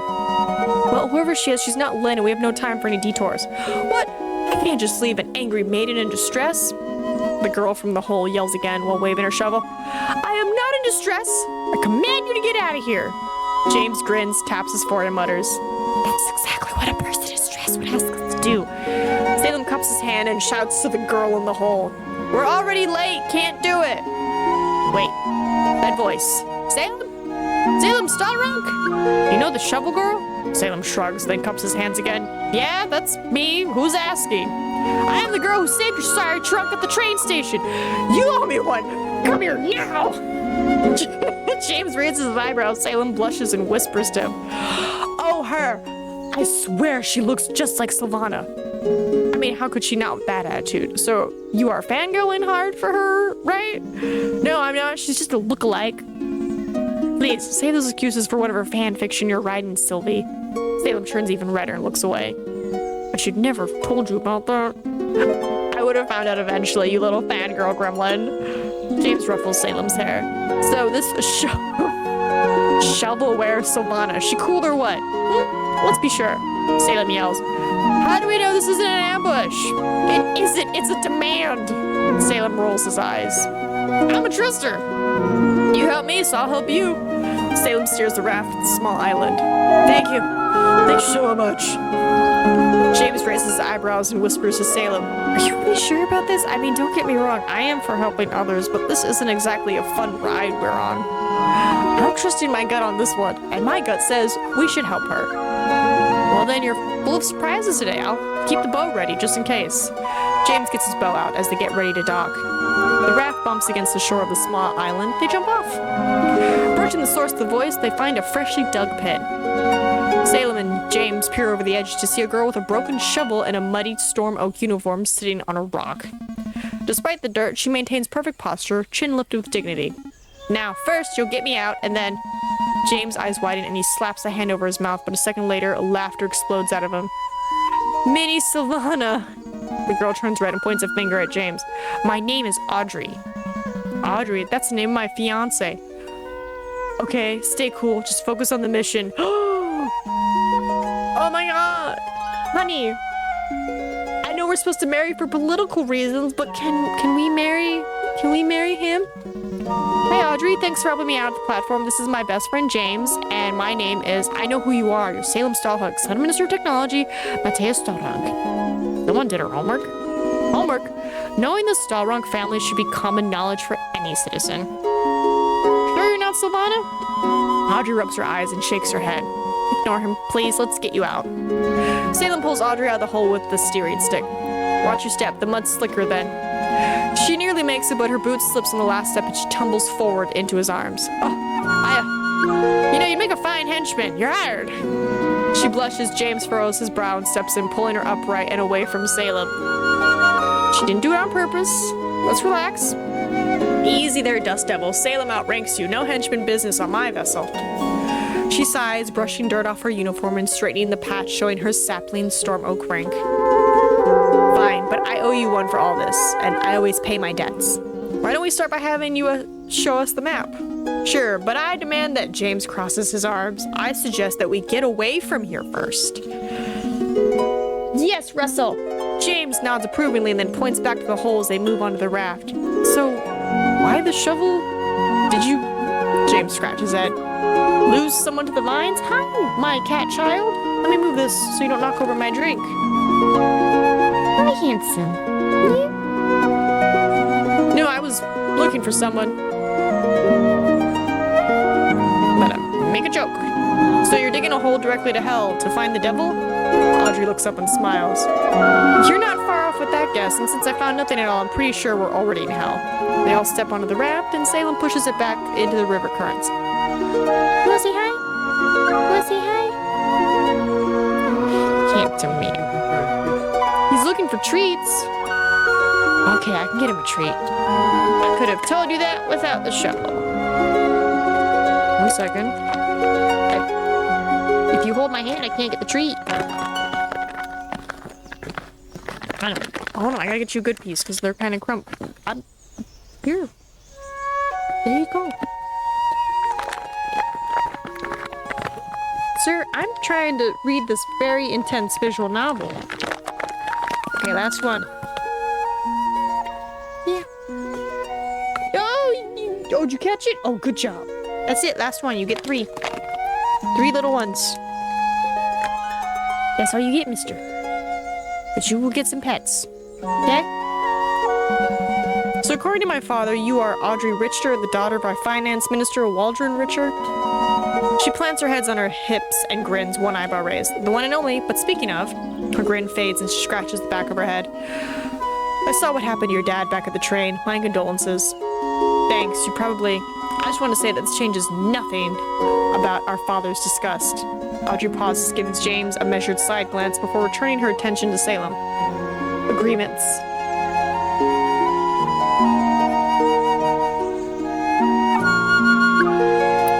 Yes, my father mentioned something about that. Audrey's smile softens. James looks between them, confusion on his face. I need to somehow broach this subject delicately. Am I missing something here? They both blush a bit and look away. So, the finance minister's daughter and the technology minister's son drifting down the woods together. James' smile widens as he crosses his arms.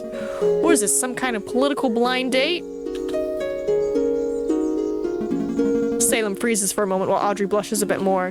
Ridiculous. Absolutely ridiculous. Audrey's voice shakes as she looks away, playing with her hair. I mean, look at me. I could have anyone in the world, so why would I? Audrey turns red, her eyes briefly meeting Salem's before darting away. Salem starts steering again. Be interested in someone so Silvano, forsaken ugly. She turns away and watches the flow of the river. Also, I'm not really into dating anymore, and with all my mood swings, what's up with her? Is she teasing me?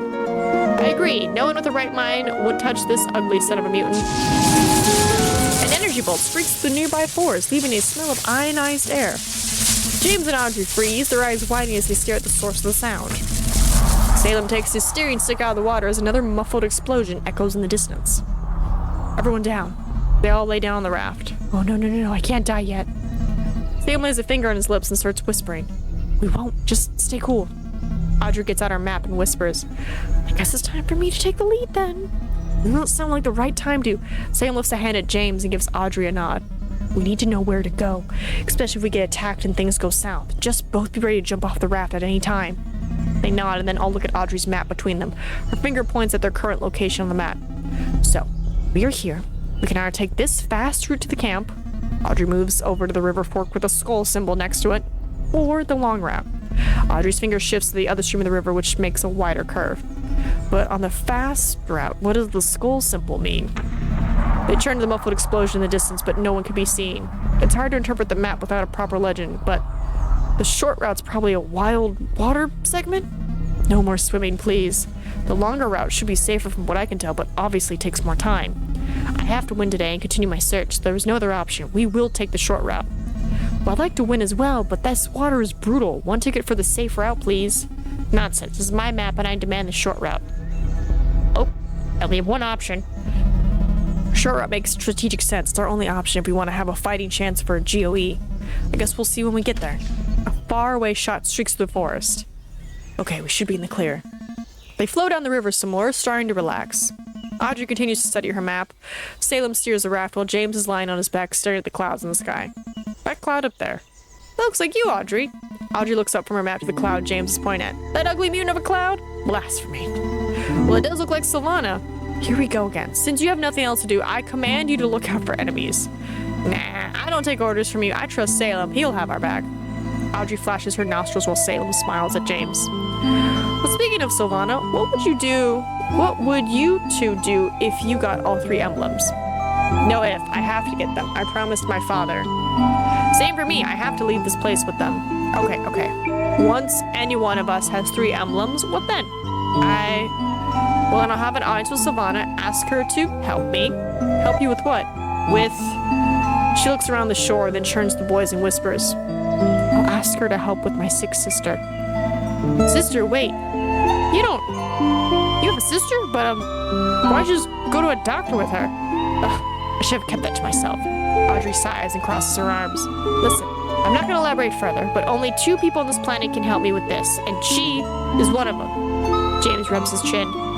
Well then, best wishes to your sister, and here I thought the little ice princess didn't have a heart at all.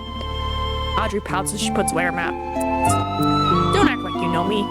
She flips her hair and shoots James a dismissive look. The emblems would be wasted on you, that's for sure. The Empress would never tolerate any of your bad jokes. Well, we'd see. I got more in me than just jokes, you know? I highly doubt that. But what about you, Salem? Any plans if you ever meet her? He definitely has. He is a die-hard Sylvie through and through. He had so many posters of her growing up. James, stop. all that fan fiction heat. James, please stop. You're embarrassing me. Oh, don't worry. I think it's patriotic and kind of cute. Why is he... Audrey pokes Salem's shoulder while James shakes his head. So then, fanboy, come on, tell me. What would you ask her to do for you? I will ask her to help me with an old promise. I want to become her right hand. I will ask her for something you all might find weird. And that is, I get to marry James and you. I will ask her for something you all might find weird. Audrey grins and pokes him some more. Like, for a kiss? Salem turns red and shakes his head. What then? Maybe democracy? Equal rights for all and world peace? Salem glances at Audrey with an apologetic smile. What? Maintains order through district and technical led by. That was just a stupid joke among friends. Don't ever take James seriously. We love the glorious WPB. Audrey nods, a small grin on her lips. Don't worry, I'm not a hardliner like my dad, and as for that guy, I'd never take him seriously. James lets out an exaggerated sigh, rubs his face, and lays his hand on Salem's shoulder. Please don't tell me you're meeting her just to settle your beef with the Storm Oak commands. Salem pulls away from James's hand and plants one arm on his hip. Of course I am. Some of those commands are completely outdated. We need a full reform ASAP. Honestly, Salem's right. Reform is long overdue. See, she gets me. Just promise you'll bring up that whole equal rights thing afterward, okay? All of us Greenbloods already have equal rights, silly. Salem shoots James a sharp look, but I'll see what I can do. Nevertheless, only one of us can get all three, making you two my rivals. Audrey stops mid-sentence as a buzzing alarm echoes over the river. She gets out a device that unfolds like a telescope and turns into a sword and goes into a defensive position. We are under attack. No, it's just another announcement. We must be closer this time. Audrey lowers her sword and blushes. Oh, right. I hope no one's grabbed my emblem yet. The sound again turns into a voice echoing through the forest, making the leaves shake. Attention all remaining Storm Oaks. 2 hours remain until the end of the sundown. Current status, 95 Storm Oaks active, 105 Storm Oaks eliminated. Sectors 3 and 9 now also declared forbidden. 12 Storm Oaks eliminated by Overseer intervention in Sector 7. The first Green Order emblem awaits a worthy recipient at the camp. Only 2 more hours. So many dead. There's still time for us to win. Come on, henchmen, let's get serious. James rolls his eyes while getting up and then examines Audrey's sword. Oh, hey there. The Ice Princess has a sword. Actually, my uneducated jester, this is an EP? Epi? Audrey strikes an elegant pose. I am trained to become one of the world's best fencers. Very nice. Salem steps closer and inspects her EP? EPA? There's even a club at our school if you're interested. Fencing, huh? Probably a good way to bond after this camp. If only I took fencing club. Playing with a glorified shish kebab skewer isn't his style. James strolls over to Salem and casually drapes an arm around his shoulders. This summer, he will start a real sporty Storm Oak thing. Let me guess. You play boomerang and catch it with your forehand. Cutting remark, sword lady, but wrong. I swim in the ocean. Outside swimming. In natural water? That's the stupidest thing I've ever heard. It's fun! Audrey looks skeptically at the rushing river. It's not even a real sport. Do you know how many people drown in open waters each year? You just have to listen to the ocean. James gestures to a wave in front of him. Out there, it feels like I can finally be myself. James smiles and closes his eyes. Away from all the craziness, free, in love with life, and happy. James opens his eyes and smiles at Salem. That's completely pointless. James takes his hand off of Salem and crosses his arm, glancing at Audrey. It isn't. I do it to free my mind. There aren't many places left where you can do that. Salem, please tell me you aren't listening to this airheaded moss brain. I don't know. I mean, both have their appeal. Fencing with Audrey would actually be nice. I could learn from her technique. Come on, choose between us. Fencing or swimming? Answer. Come on, stop being so bossy all the time. James, it's okay. Well, if I had to choose, I would go fencing, I'd go swimming. I would do something with the both of you. I would do something with both of you. With her? No way. It's annoying enough that I have to endure him on this raft. James and Audrey trade a glance, eyes narrowed ever so slightly before darting away from each other. Oh, come on. Can't we all be friends? The warm river air shifts as a fast white projectile cuts through it like a missile made of shattered glass. I'm listening. Yeah, that does not sound friendly. Tiny ice particles glitter in its wake as it hurtles towards Salem's head. In one swift motion, Audrey leaps onto Salem's shoulders and flicks her épée, deflecting the projectile just before it hits him. She saved me. What in Sylvana's name is going on? Ice blooms at the point of impact, slowly crawling up her blade. That's him? He really is here. She points her épée at a faraway hooded figure between two trees who is holding something in their hands. Wait, I know him. Isn't that the freaking prodigy shooting icicles at us? The hooded stranger fires another ice bolt straight at them. James snatches his bow and fires back. No, don't! Their shots collide midair. James's water arrow freezes instantly, forming an ice sculpture as it melts into the ice bullet, floating on the frozen water. Put that bow away, Mossbrain. No one here. Kill him. I want to do that myself. Girl, we just need to survive. Audrey, still sitting on Salem's shoulders, starts pulling on Salem's ears. Come on, Mighty-O. Get out your gun. Cripple his legs so he can't flee. Quick! Salem drops his steering stick and pulls his gun from the backpack. But I don't care. He's reloading. Ask the one you trust more to take the shot for you. Decide against shooting. Here, you do it. Salem gives Audrey his gun. Me, but I can't. You can, especially from up there. I believe in you. Audrey's hands shake as she takes the gun, biting down on her lip as she aims toward the attacker. Failure! Audrey pushes some buttons, pulls the trigger, but the weapon doesn't respond. How? No! Another ice bullet flies at them and hits the raft. But dumped! Not the raft. We can't take any more of those. James shoots another water arrow at the attack, but the hooded stranger blocks it with a solar shield and vanishes into the woods. Sorry. James glares at Salem. Don't be sorry, it's all his fault. Well, hold on now. It was either don't shoot or give it to the person I trust most, which I thought was going to be used because you had the bow. I was sure she would have the best aim from up there. Let me check it out. He is gone. No more signs of movement. We messed up. Audrey wipes away a single red tear running down her cheek. Red! Salem looks at the ice on Audrey's épée. That thing nearly killed us. But who was that? None of your business, just an attacker wanting us dead. But he was dressed like, just let it go, and you let me down. Salem helps Audrey back down from his shoulders, another red tear forming in the corner of her eye. Hey, I think your eye's bleeding? James moves to the edge of the raft and squints at the tree line. Audrey's hands dart to her face as she wipes it away. Oh, that, nothing to worry about, just an ice splinter. You'd say so. Definitely hiding something. Didn't she wipe her eye at the train station as well? They float down the river for a short while, and Audrey and James are both on the lookout for more enemies. Then the river changes as it starts to split into a fork, sunlight playing different across each branch. To the left, the water rushes past the emerging stones. To the right, a gentler current winds through a wider, darker channel. Audrey draws a deep breath and unfolds her map as the boys gather around her. I'm done arguing. Take the left path. I need to reach the camp ASAP, whatever it takes. But the skull symbol, it must mean death. They don't print those on the maps just for fun.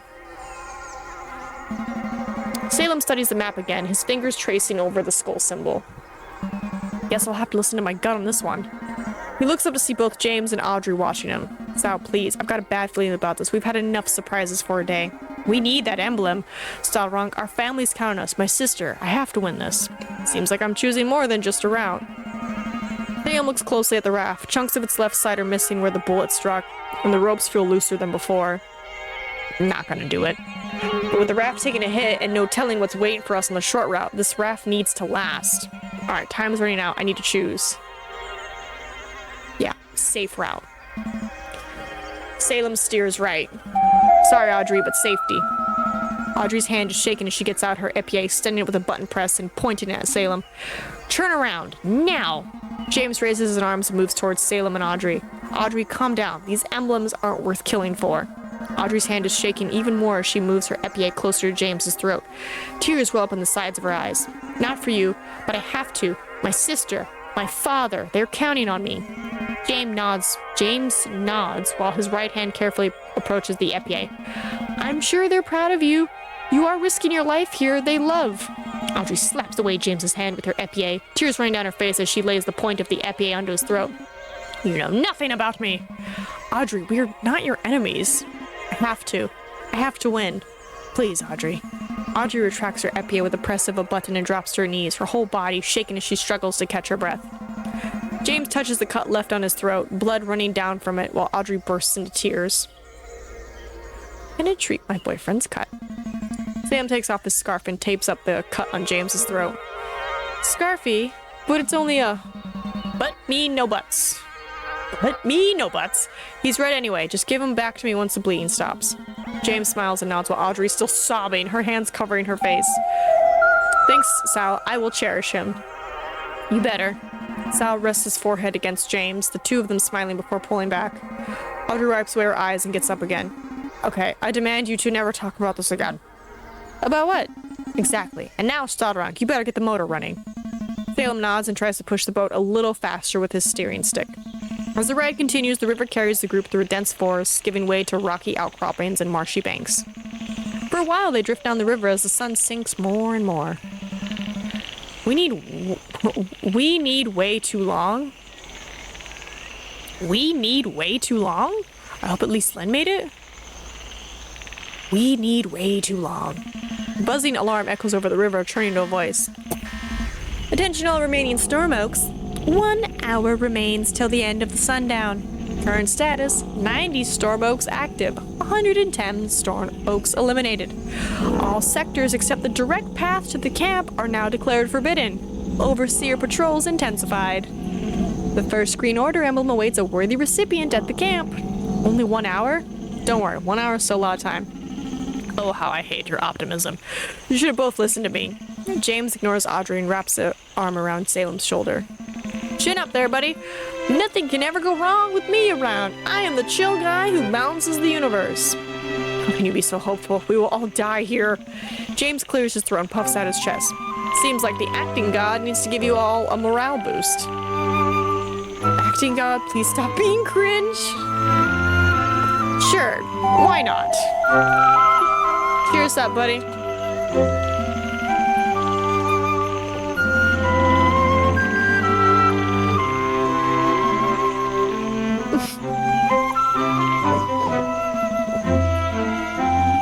Does he ever stop?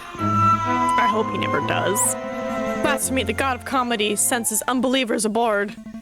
James' theatrical voice echoes through the quiet forest. His smile fades as he notices shadows between the trees along the shore. A buzzing alarm once again echoes over the rover. What? Hasn't even been an hour. Attention, all Storm Oaks. The first Green Order emblem has been claimed by Storm Oak Lynn Stallronk. No additional Green Order emblems will be provided today. Come to the camp before sundown to avoid elimination and take part in the next event tomorrow. Lynn made it? I can't believe it. I guess the equipment really made the difference. That was my GOE. Why? Audrey stops mid-sentence, hand moving to her épée as her yelling turns into a whisper. Movement. Oop. Oop. What is this shape? Salem follows her gaze to the tree line where strange figures hide in the shadows.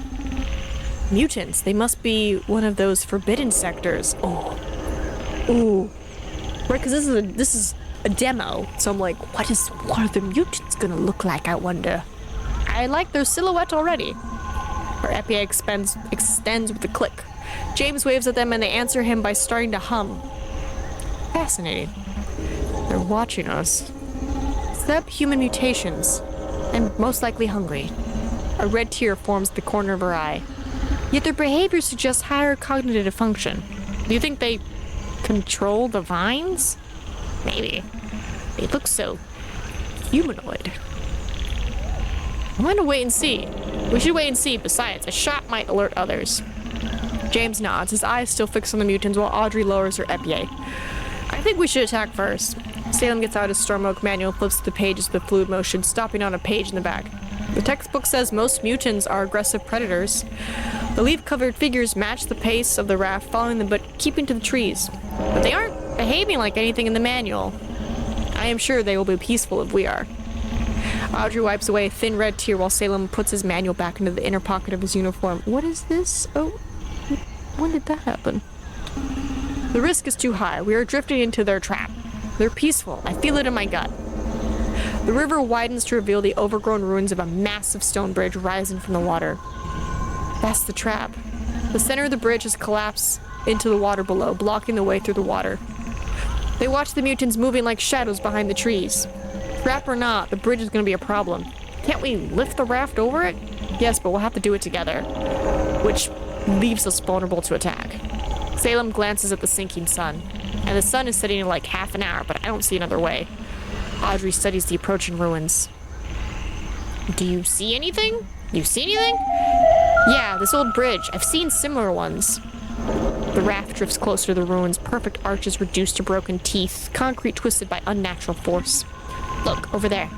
She points toward an old graffiti of roots on a bridge beam. This was destroyed during the beginning of the Green War, was gloriously won by the Empress many years ago, ending the conflicts in the world and creating world peace and harmony. Interesting. The raft comes to a stop at the bridge ruins. Quick, let's get out of here. While they drag the heavy raft, Audrey suddenly stops and points toward fresh graffiti. Audrey freezes, her voice dropping to a whisper. It's a big symbol. Rottenroots. That's their symbol? Weren't they purged decades ago? A chill races down Salem's spine while James squints at the symbol. Isn't a Rottenroot just a slur? Now it is, yes, but that's not how the term originated. Audrey's voice drops to barely a whisper while they keep dragging the raft. It started with terrorists who tried to assassinate Sylvania. The raft catches on a rusty metal rod sticking out of the concrete ruins. It's stuck. The mutants step out from behind the trees, some rushing towards them. They begin a low humming and raise wooden bows made of crude red branches. It was a trap all along. What now? Use the upper side of the pistol as a saw?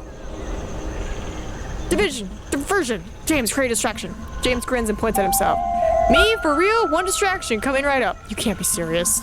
Salem and Audrey struggle with the raft while James steps onto the edge of the bridge. The mutants pause momentarily, seemingly confused by James. Salem and Audrey try yank the raft off the metal rod and manage to loosen a bit. Try yank the raft. James bows theatrically, causing mutants to raise their bows. Time to be a hero! James jumps off the ruins, raising his hands, spreading his middle finger and forefinger into a V shape. What is he doing? The humming stops and the figures lower their bows, watching James's gesture. Salem and Audrey manage to free the raft and drag it over the rest of the bridge while the mutants stare at James. James keeps his stance, back turned to the other teens, one hand slipping inside his jacket. James, we got it, come on. James doesn't move, his hidden hand fumbling under the jacket while Salem and Audrey push the raft in the water. James, we will leave without you. James takes his hands down and turns around and jumps under the raft. What was that? What? Your finger, that sign you did. Oh, that, yeah, it's just something my father taught me. But isn't that a forbidden finger sign? With the peace? James smiles and shows her the middle finger. You talking about this one? Audrey rolls her eyes and flicks James's forehead. Not that, moss brain. The sign you do with the mutants. Don't play dumb on me. They're just fingers. Nothing wrong with fingers. What kind of man is your father? Those creatures were crazy, right? Audrey crosses her arms and turns over to Salem. Yeah, they had bows and they didn't behave like animals, almost like people. But that can't be. Shut it! Listen, do you hear that? A motorized whine cuts through the air, or by distant drumming. Audrey's hand moves to the shaft of her épée while James tries to spot where the sounds are coming from. Is that the Prodigy again? No, 300 meters down the river, a storm oak with a drum? Mighty oak rank. How on earth can you see that? Audrey wipes away a red tear, then collapses, breathing heavily. Not now. He grabs Salem's leg and looks up to him. He has an overseer with him. They're here to eliminate us. Yeah, we're likely in a forbidden sector. James isn't officially registered. We should be cautious about who we trust. I would say we should try to hide. Stay low and be ready to swim. They lay low next to the exhausted Audrey. You think he saw us? Kurt stops drumming and steers their boat towards them. Sorry. Just the... He did. Everybody, hush about those mutants. Ready your weapons. I am out of order right now. Audrey and James nod as the airboat comes closer. Kurt lays his finger on his lips and waves at the group. Salem and James stand up while Audrey stays down. The raft and the airboat come to a halt next to each other. Kurt is on the raft together with the deactivated overseer. Blossom brightly, kind stranger. Thanks for saving our lost... Kurt lays his finger on his lips and whispers. You are in the forbidden sector. I'm not here to save you. We were ordered here to kill you. No! I got a code error. I clicked stay quiet. What error in action number 1 of step event 0 for object, like the word object, and obj_control, do add one undefined value at GML object_obj_control_step_0, and then a bunch of things. GML object. Oh no, can I copy? And I'm just gonna put it in my chat. That's the error I got. Oh, Nina, did you break a demo again? I might have. This my house. It's broken! It's a cream. It's broken! So 2-hour 20 mark? Cool. So if I hit clear, it just clears that. And if I say abort, oh my god, is there autosave?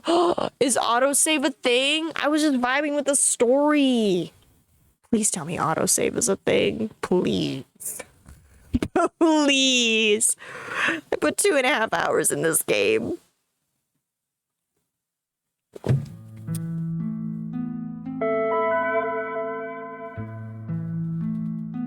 Oh my god, you're kidding me.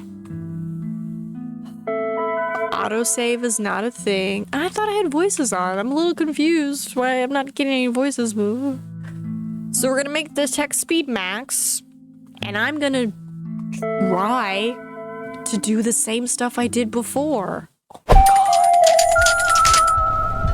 god. Okay.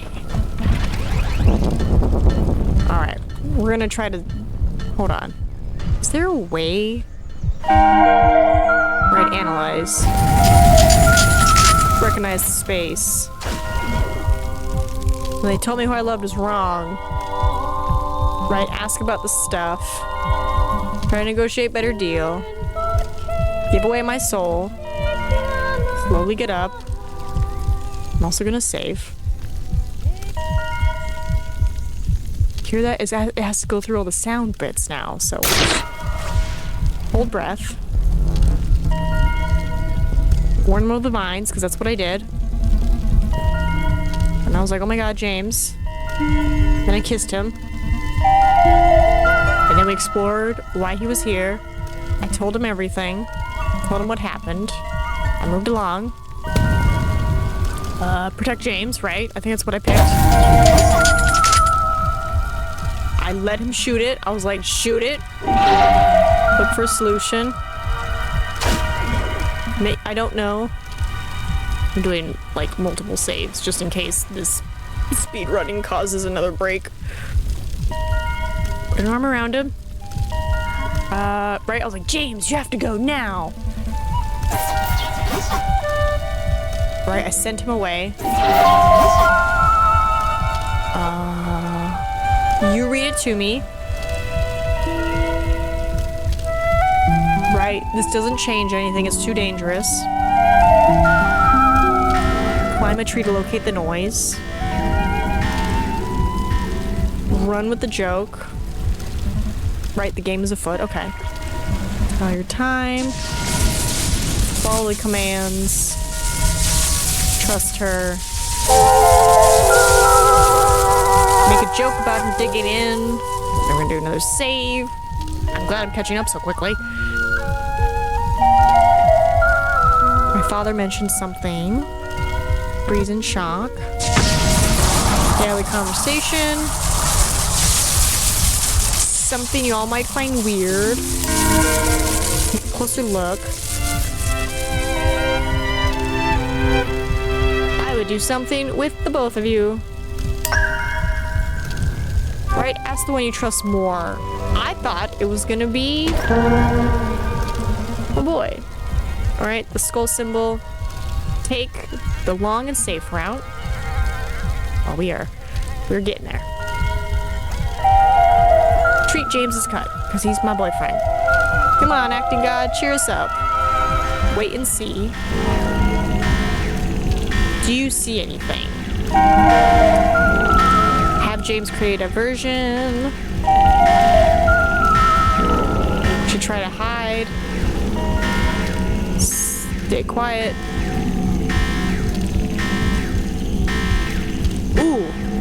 Looks a little different. Then back to Salem. Okay, so if anyone asks, you were never anywhere forbidden, okay? See, this is different. Okay, I did something different. I'm so sorry. We'll keep our lips sealed, promise. Kurt nods, presses a small control on the side of his drum, causing the overseer to boot up. Recognize. That startup sequence. This unit's running in standalone mode. No network connectivity, which means whatever happens here can't be reported. Salem watches the overseer straighten, its limbs growing out of its shell.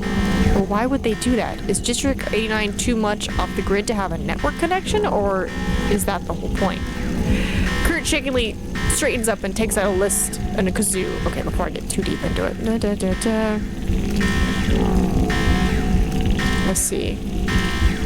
Cams the raft deactivated. Thanks for saving us. Kurt lays his finger and whispers, "You are the. I'm here to kill you." Okay.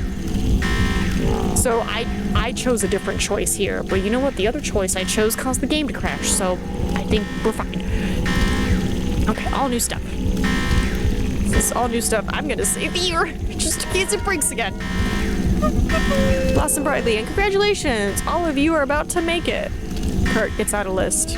You down there must be Audrey Richter, ranked sapling. Audrey, still completely out of breath, raises a hand towards Kurt as a greeting. Blossom brightly. You okay down there? Audrey nods and gives a faint thumbs up. Moving on. Salem, correct? You're the only other mighty oak just like me. Congratulations on your sister winning the Königstanz. So she's okay? For the most part, sure. Glad to hear. Kurt looks over at James. Wait a minute. Who's this? Kurt puts his kazoo away and nervously starts drumming again. And the conversation. Uh-oh, if Kurtz organizes this camp, then he's the last person we need asking tough questions about James. Blossom brightly, I'm here to replace my cousin. This is James. I invite him to camp. He is on the list. James glares at Salem, flaring his nostrils. Yeah, it was a last-minute addition to this camp. Kurt looks at James and bites his lip. What was your name again? Oh, no worries. My name is James Taylor. Wait, what? Taylor? Did he change it again? Kurt checks his list. James Taylor, sure you're on the list? Definitely. On the very peak of Storm Oak excellence. More like rock bottom.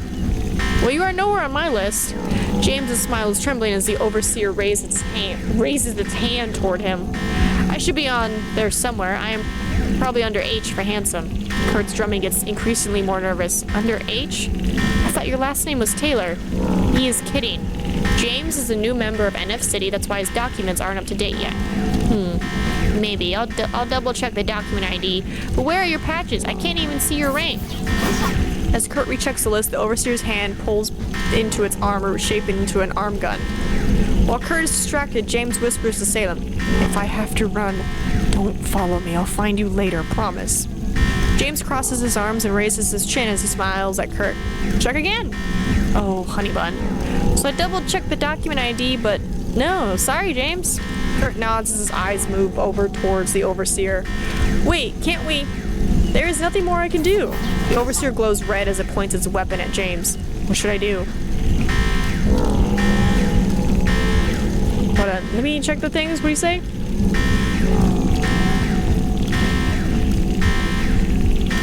Kurt reaches.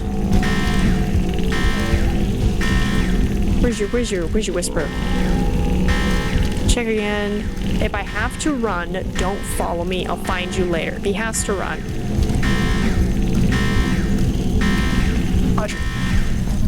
Audrey, please. Audrey's still on the ground of the raft, shaking from exhaustion, starts mumbling. You owe us. Yeah, of course, whatever you need. The overseer starts charging its gun, still pointing at James. He's about to blow. Audrey jumps up and turns to the overseer, a red tear running down her cheek. Overseer 7823, Emergency Protocol 77 Alpha, temporary security override granted through Gene Wolfskirt's duration T 3 minutes. Wolfskirt, as in Sylvana Wolfskirt. The weapon of the overseer still glowing but lowered. How the does she do that? And who is Gene? Stormoak, Kurt, what was your parents' job again? Kurt bites his lip. Well, my dad's a warden in a garden. Why? So you're the son of a grunt boy, dancing at a party way out of your league. Kurt turns red and looks away while Audrey sighs. Please tell me you're at least useful as a storm oak. I guess so. I am a mighty oak, and yes, I see you've won several national championships in different age divisions for your public school. Kurt stops drumming and scratches the back of his head. Yes, but how? Storm Oak, Kurt, despite your unfortunate situation. Audrey takes a deep breath and presses her hands together. You at least seem smart, so I'll be kind enough to offer you some free advice. Audrey picks up a small twig from the raft. Tea to min till it blows. Our Empress Sylvana created this world upon a wooden foundation, and its balance is fundamental for all of our well-being. Audrey holds the twig closer to her face. Wood is needed for drumsticks and rafts. Audrey points her twig towards the overseer, even for overseers. Yeah, so? Storm Oak, Kurt, if you ever want to stop being someone else's drumstick, Audrey points her twig over to Kurt, then you better know which leaves not to turn over while climbing the tree. Audrey jumps onto Kurt's boat and steps towards him. Otherwise, you never know. T-1 minute, whatever you're trying there, Audrey, better speed it up. Audrey stops right in front of the nervous Kurt, holding her twig under his nose. While climbing, branches could... Audrey snaps the twig, startling Kurt. Break. Audrey strokes Kurt's trembling face with the broken twig, a big smile on her face. We don't want any branches falling on our loved ones, do we? I know. Tragic what happened to your mom. Oh, so tragic. Kurt starts shaking as tears well up in his eyes. Please, Madam Richter, my dad, I can't lose him. Please. T-minus 30 seconds. Audrey smiles, patting his cheek. Now, sweet child. That's no way for a Storm Oak to act. Audrey gives him a firm tap on the cheek, leans back and crosses her arms. So, will you be a branch in our way or follow us to the top? Kurt salutes her, trying to hold in the tears. Madam Richter, I will follow you. The overseer raises a glowing red gun towards James. Stop, please. He is on the list. Please be so kind and take down the weapon. The overseer lowers its arm, a wooden hand growing back out of it again. I think I just peed myself. Wise choice, Storm Oak, Kurt. Wise choice. Kurt bows his head. Of course, Madam Richter. Everyone, jump on. I'll bring you to the camp. Damn, I really should never mess with Audrey. Salem and James jump onto the boat. Thank you, Kurt. James bites his lip and turns to Audrey, avoiding eye contact. And thanks, Audrey. You mean nothing to me? We're even now. Audrey blinks rapidly, her posture softening as she breaks down, Salem catching her before she falls. Ending. Wolfenskirch. Beat the game with the Wolfenskirch ending. Hey there now. Hey there, new Storm Oak. Did you have any fun? Most fun I ever had. The game was so good. The best time of my life. Is this the devs shamelessly breaking the fourth wall to make me wish? Devs! Wish listing. Sorry, I have no clue what you're talking about. But first things first. You're still alive? Oh, thanks, Sylvana. Now, I'm not the only mighty oak in the camp. So, back there, why didn't you help that blonde kid? Maybe he would still be alive now. Please be a good Storm Oak and save him next time, okay? So yeah, about that shooting. Better practice that some more. Sorry to be so blunt. I just want you to succeed in the future. Kurt fidgets with his drumsticks. Wolfgang also wants me to. Checks his notes, his voice is dropping to a whisper. Evaluate the subject's decision-making patterns. Kurt cracks back to his normal voice and forces enthusiasm. So, pretty great job with those choices you made. Kurt plays a quick kazoo too. Please don't tell him I said that wrong. So, like I said, I hope it's okay if I tell you a little about yourself. First of all, so your sister Lynn got the first Green Order emblem. Who would have thought that you weren't that interested in winning it yourself, I assume? I like that the alarm is still going off because I did the whole skip thing. I've met her and she loves cutting corners. I mean, no offense, I didn't want to call her a cheater or anything. It's just I have to keep an eye on her, that's all. Moving on. You know, I was asked by General Wolfgang to give you a report on your decisions during the sundown. Kurt pulls out a crinkled list. Let's see here. Oh wow, this paper is a mess. Sorry about that. Anyway. You're moderately shy, which is totally okay. Spare to think things through, right? Quite insightful, you've got a sharp mind. Extremely reliable, like everyone can count on you for everything. A little agreeable, but not afraid to stand your ground. Kurt scribbles a note on his list. Boy, you're really into James, like super best friends who would totally share a bunk bed without it being weird. That's awesome. Just be careful, okay? I wish I had a friend like that. Kurt sighs. What? Friend? Oh wow, you really like Audrey. That's cool. I just hope you can handle her energy. Kurt puts down his papers and plays the kazoo again. Anywho, that's about it. Oh, before you go, I have to tell you.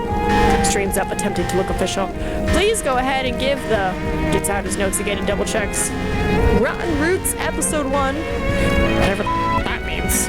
Another try. There's so much more to uncover here. There are different roads to take, different classes to check out, friends to make, and hidden secrets. General Wolfgang said this Rottenroots episode 1 has around, what the hell, 14 ways to end? That's too much. And I got one of them. And whatever you do, stay out of the forbidden sectors and please never hurt me. I know you can get angry. I mean, I saw Albert earlier today. He looked different. Awkwardly waves at you. Good luck, New Stormoak, and if you need me, I'll be over there. Practicing my kazoo, or maybe my drums. Or maybe hiding under a table. 3 days, 3 emblems, 1 chance to meet the Empress. Wishlist Rottenroots to follow Salem's complete journey through the Königstands. Undefined. Yay! Well, hold on. If I hit exit, do you take me back to the main menu? Or do I need to go, like, settings? Okay. Cool. So that's Rottenroots episode 1. And there's 14 different endings, and we got the Bookskirch ending, which is 10.6% of people have gotten. Okay. What's, like, the hardest one? Beat the game with the he had a bigger gun ending. I'm just going to read the different endings to you, but apparently only 8.2% of people got that one. So we'll go from, like, least to most. Beat the game with the never give up ending. Beat the game with the what happened ending. Beat the game with the winner takes it all. Scrooge McStarrog ending. The ladies man ending. The friends before fame ending. The best brother ending. The Deadwood ending. The Father's Day ending. The Twin Peaks ending. And then Volkstein. And then the most common one is the Be Nice to Me ending. 11.4%. Okay, good to know. Well, this certainly is going on my wish list, and hopefully it said voices. I'm like, maybe they talk, who knows, but I like it. I'm sorry I broke it, but you know what? I'll be sure to post that code probably in a comment or something and be like, hey, I played your game and I got this. Either way, great game. Gonna wish list it. Be sure to check out their game. You know, follow them on their socials if you're interested. And until next time, Suzu is Massey. Bye-bye.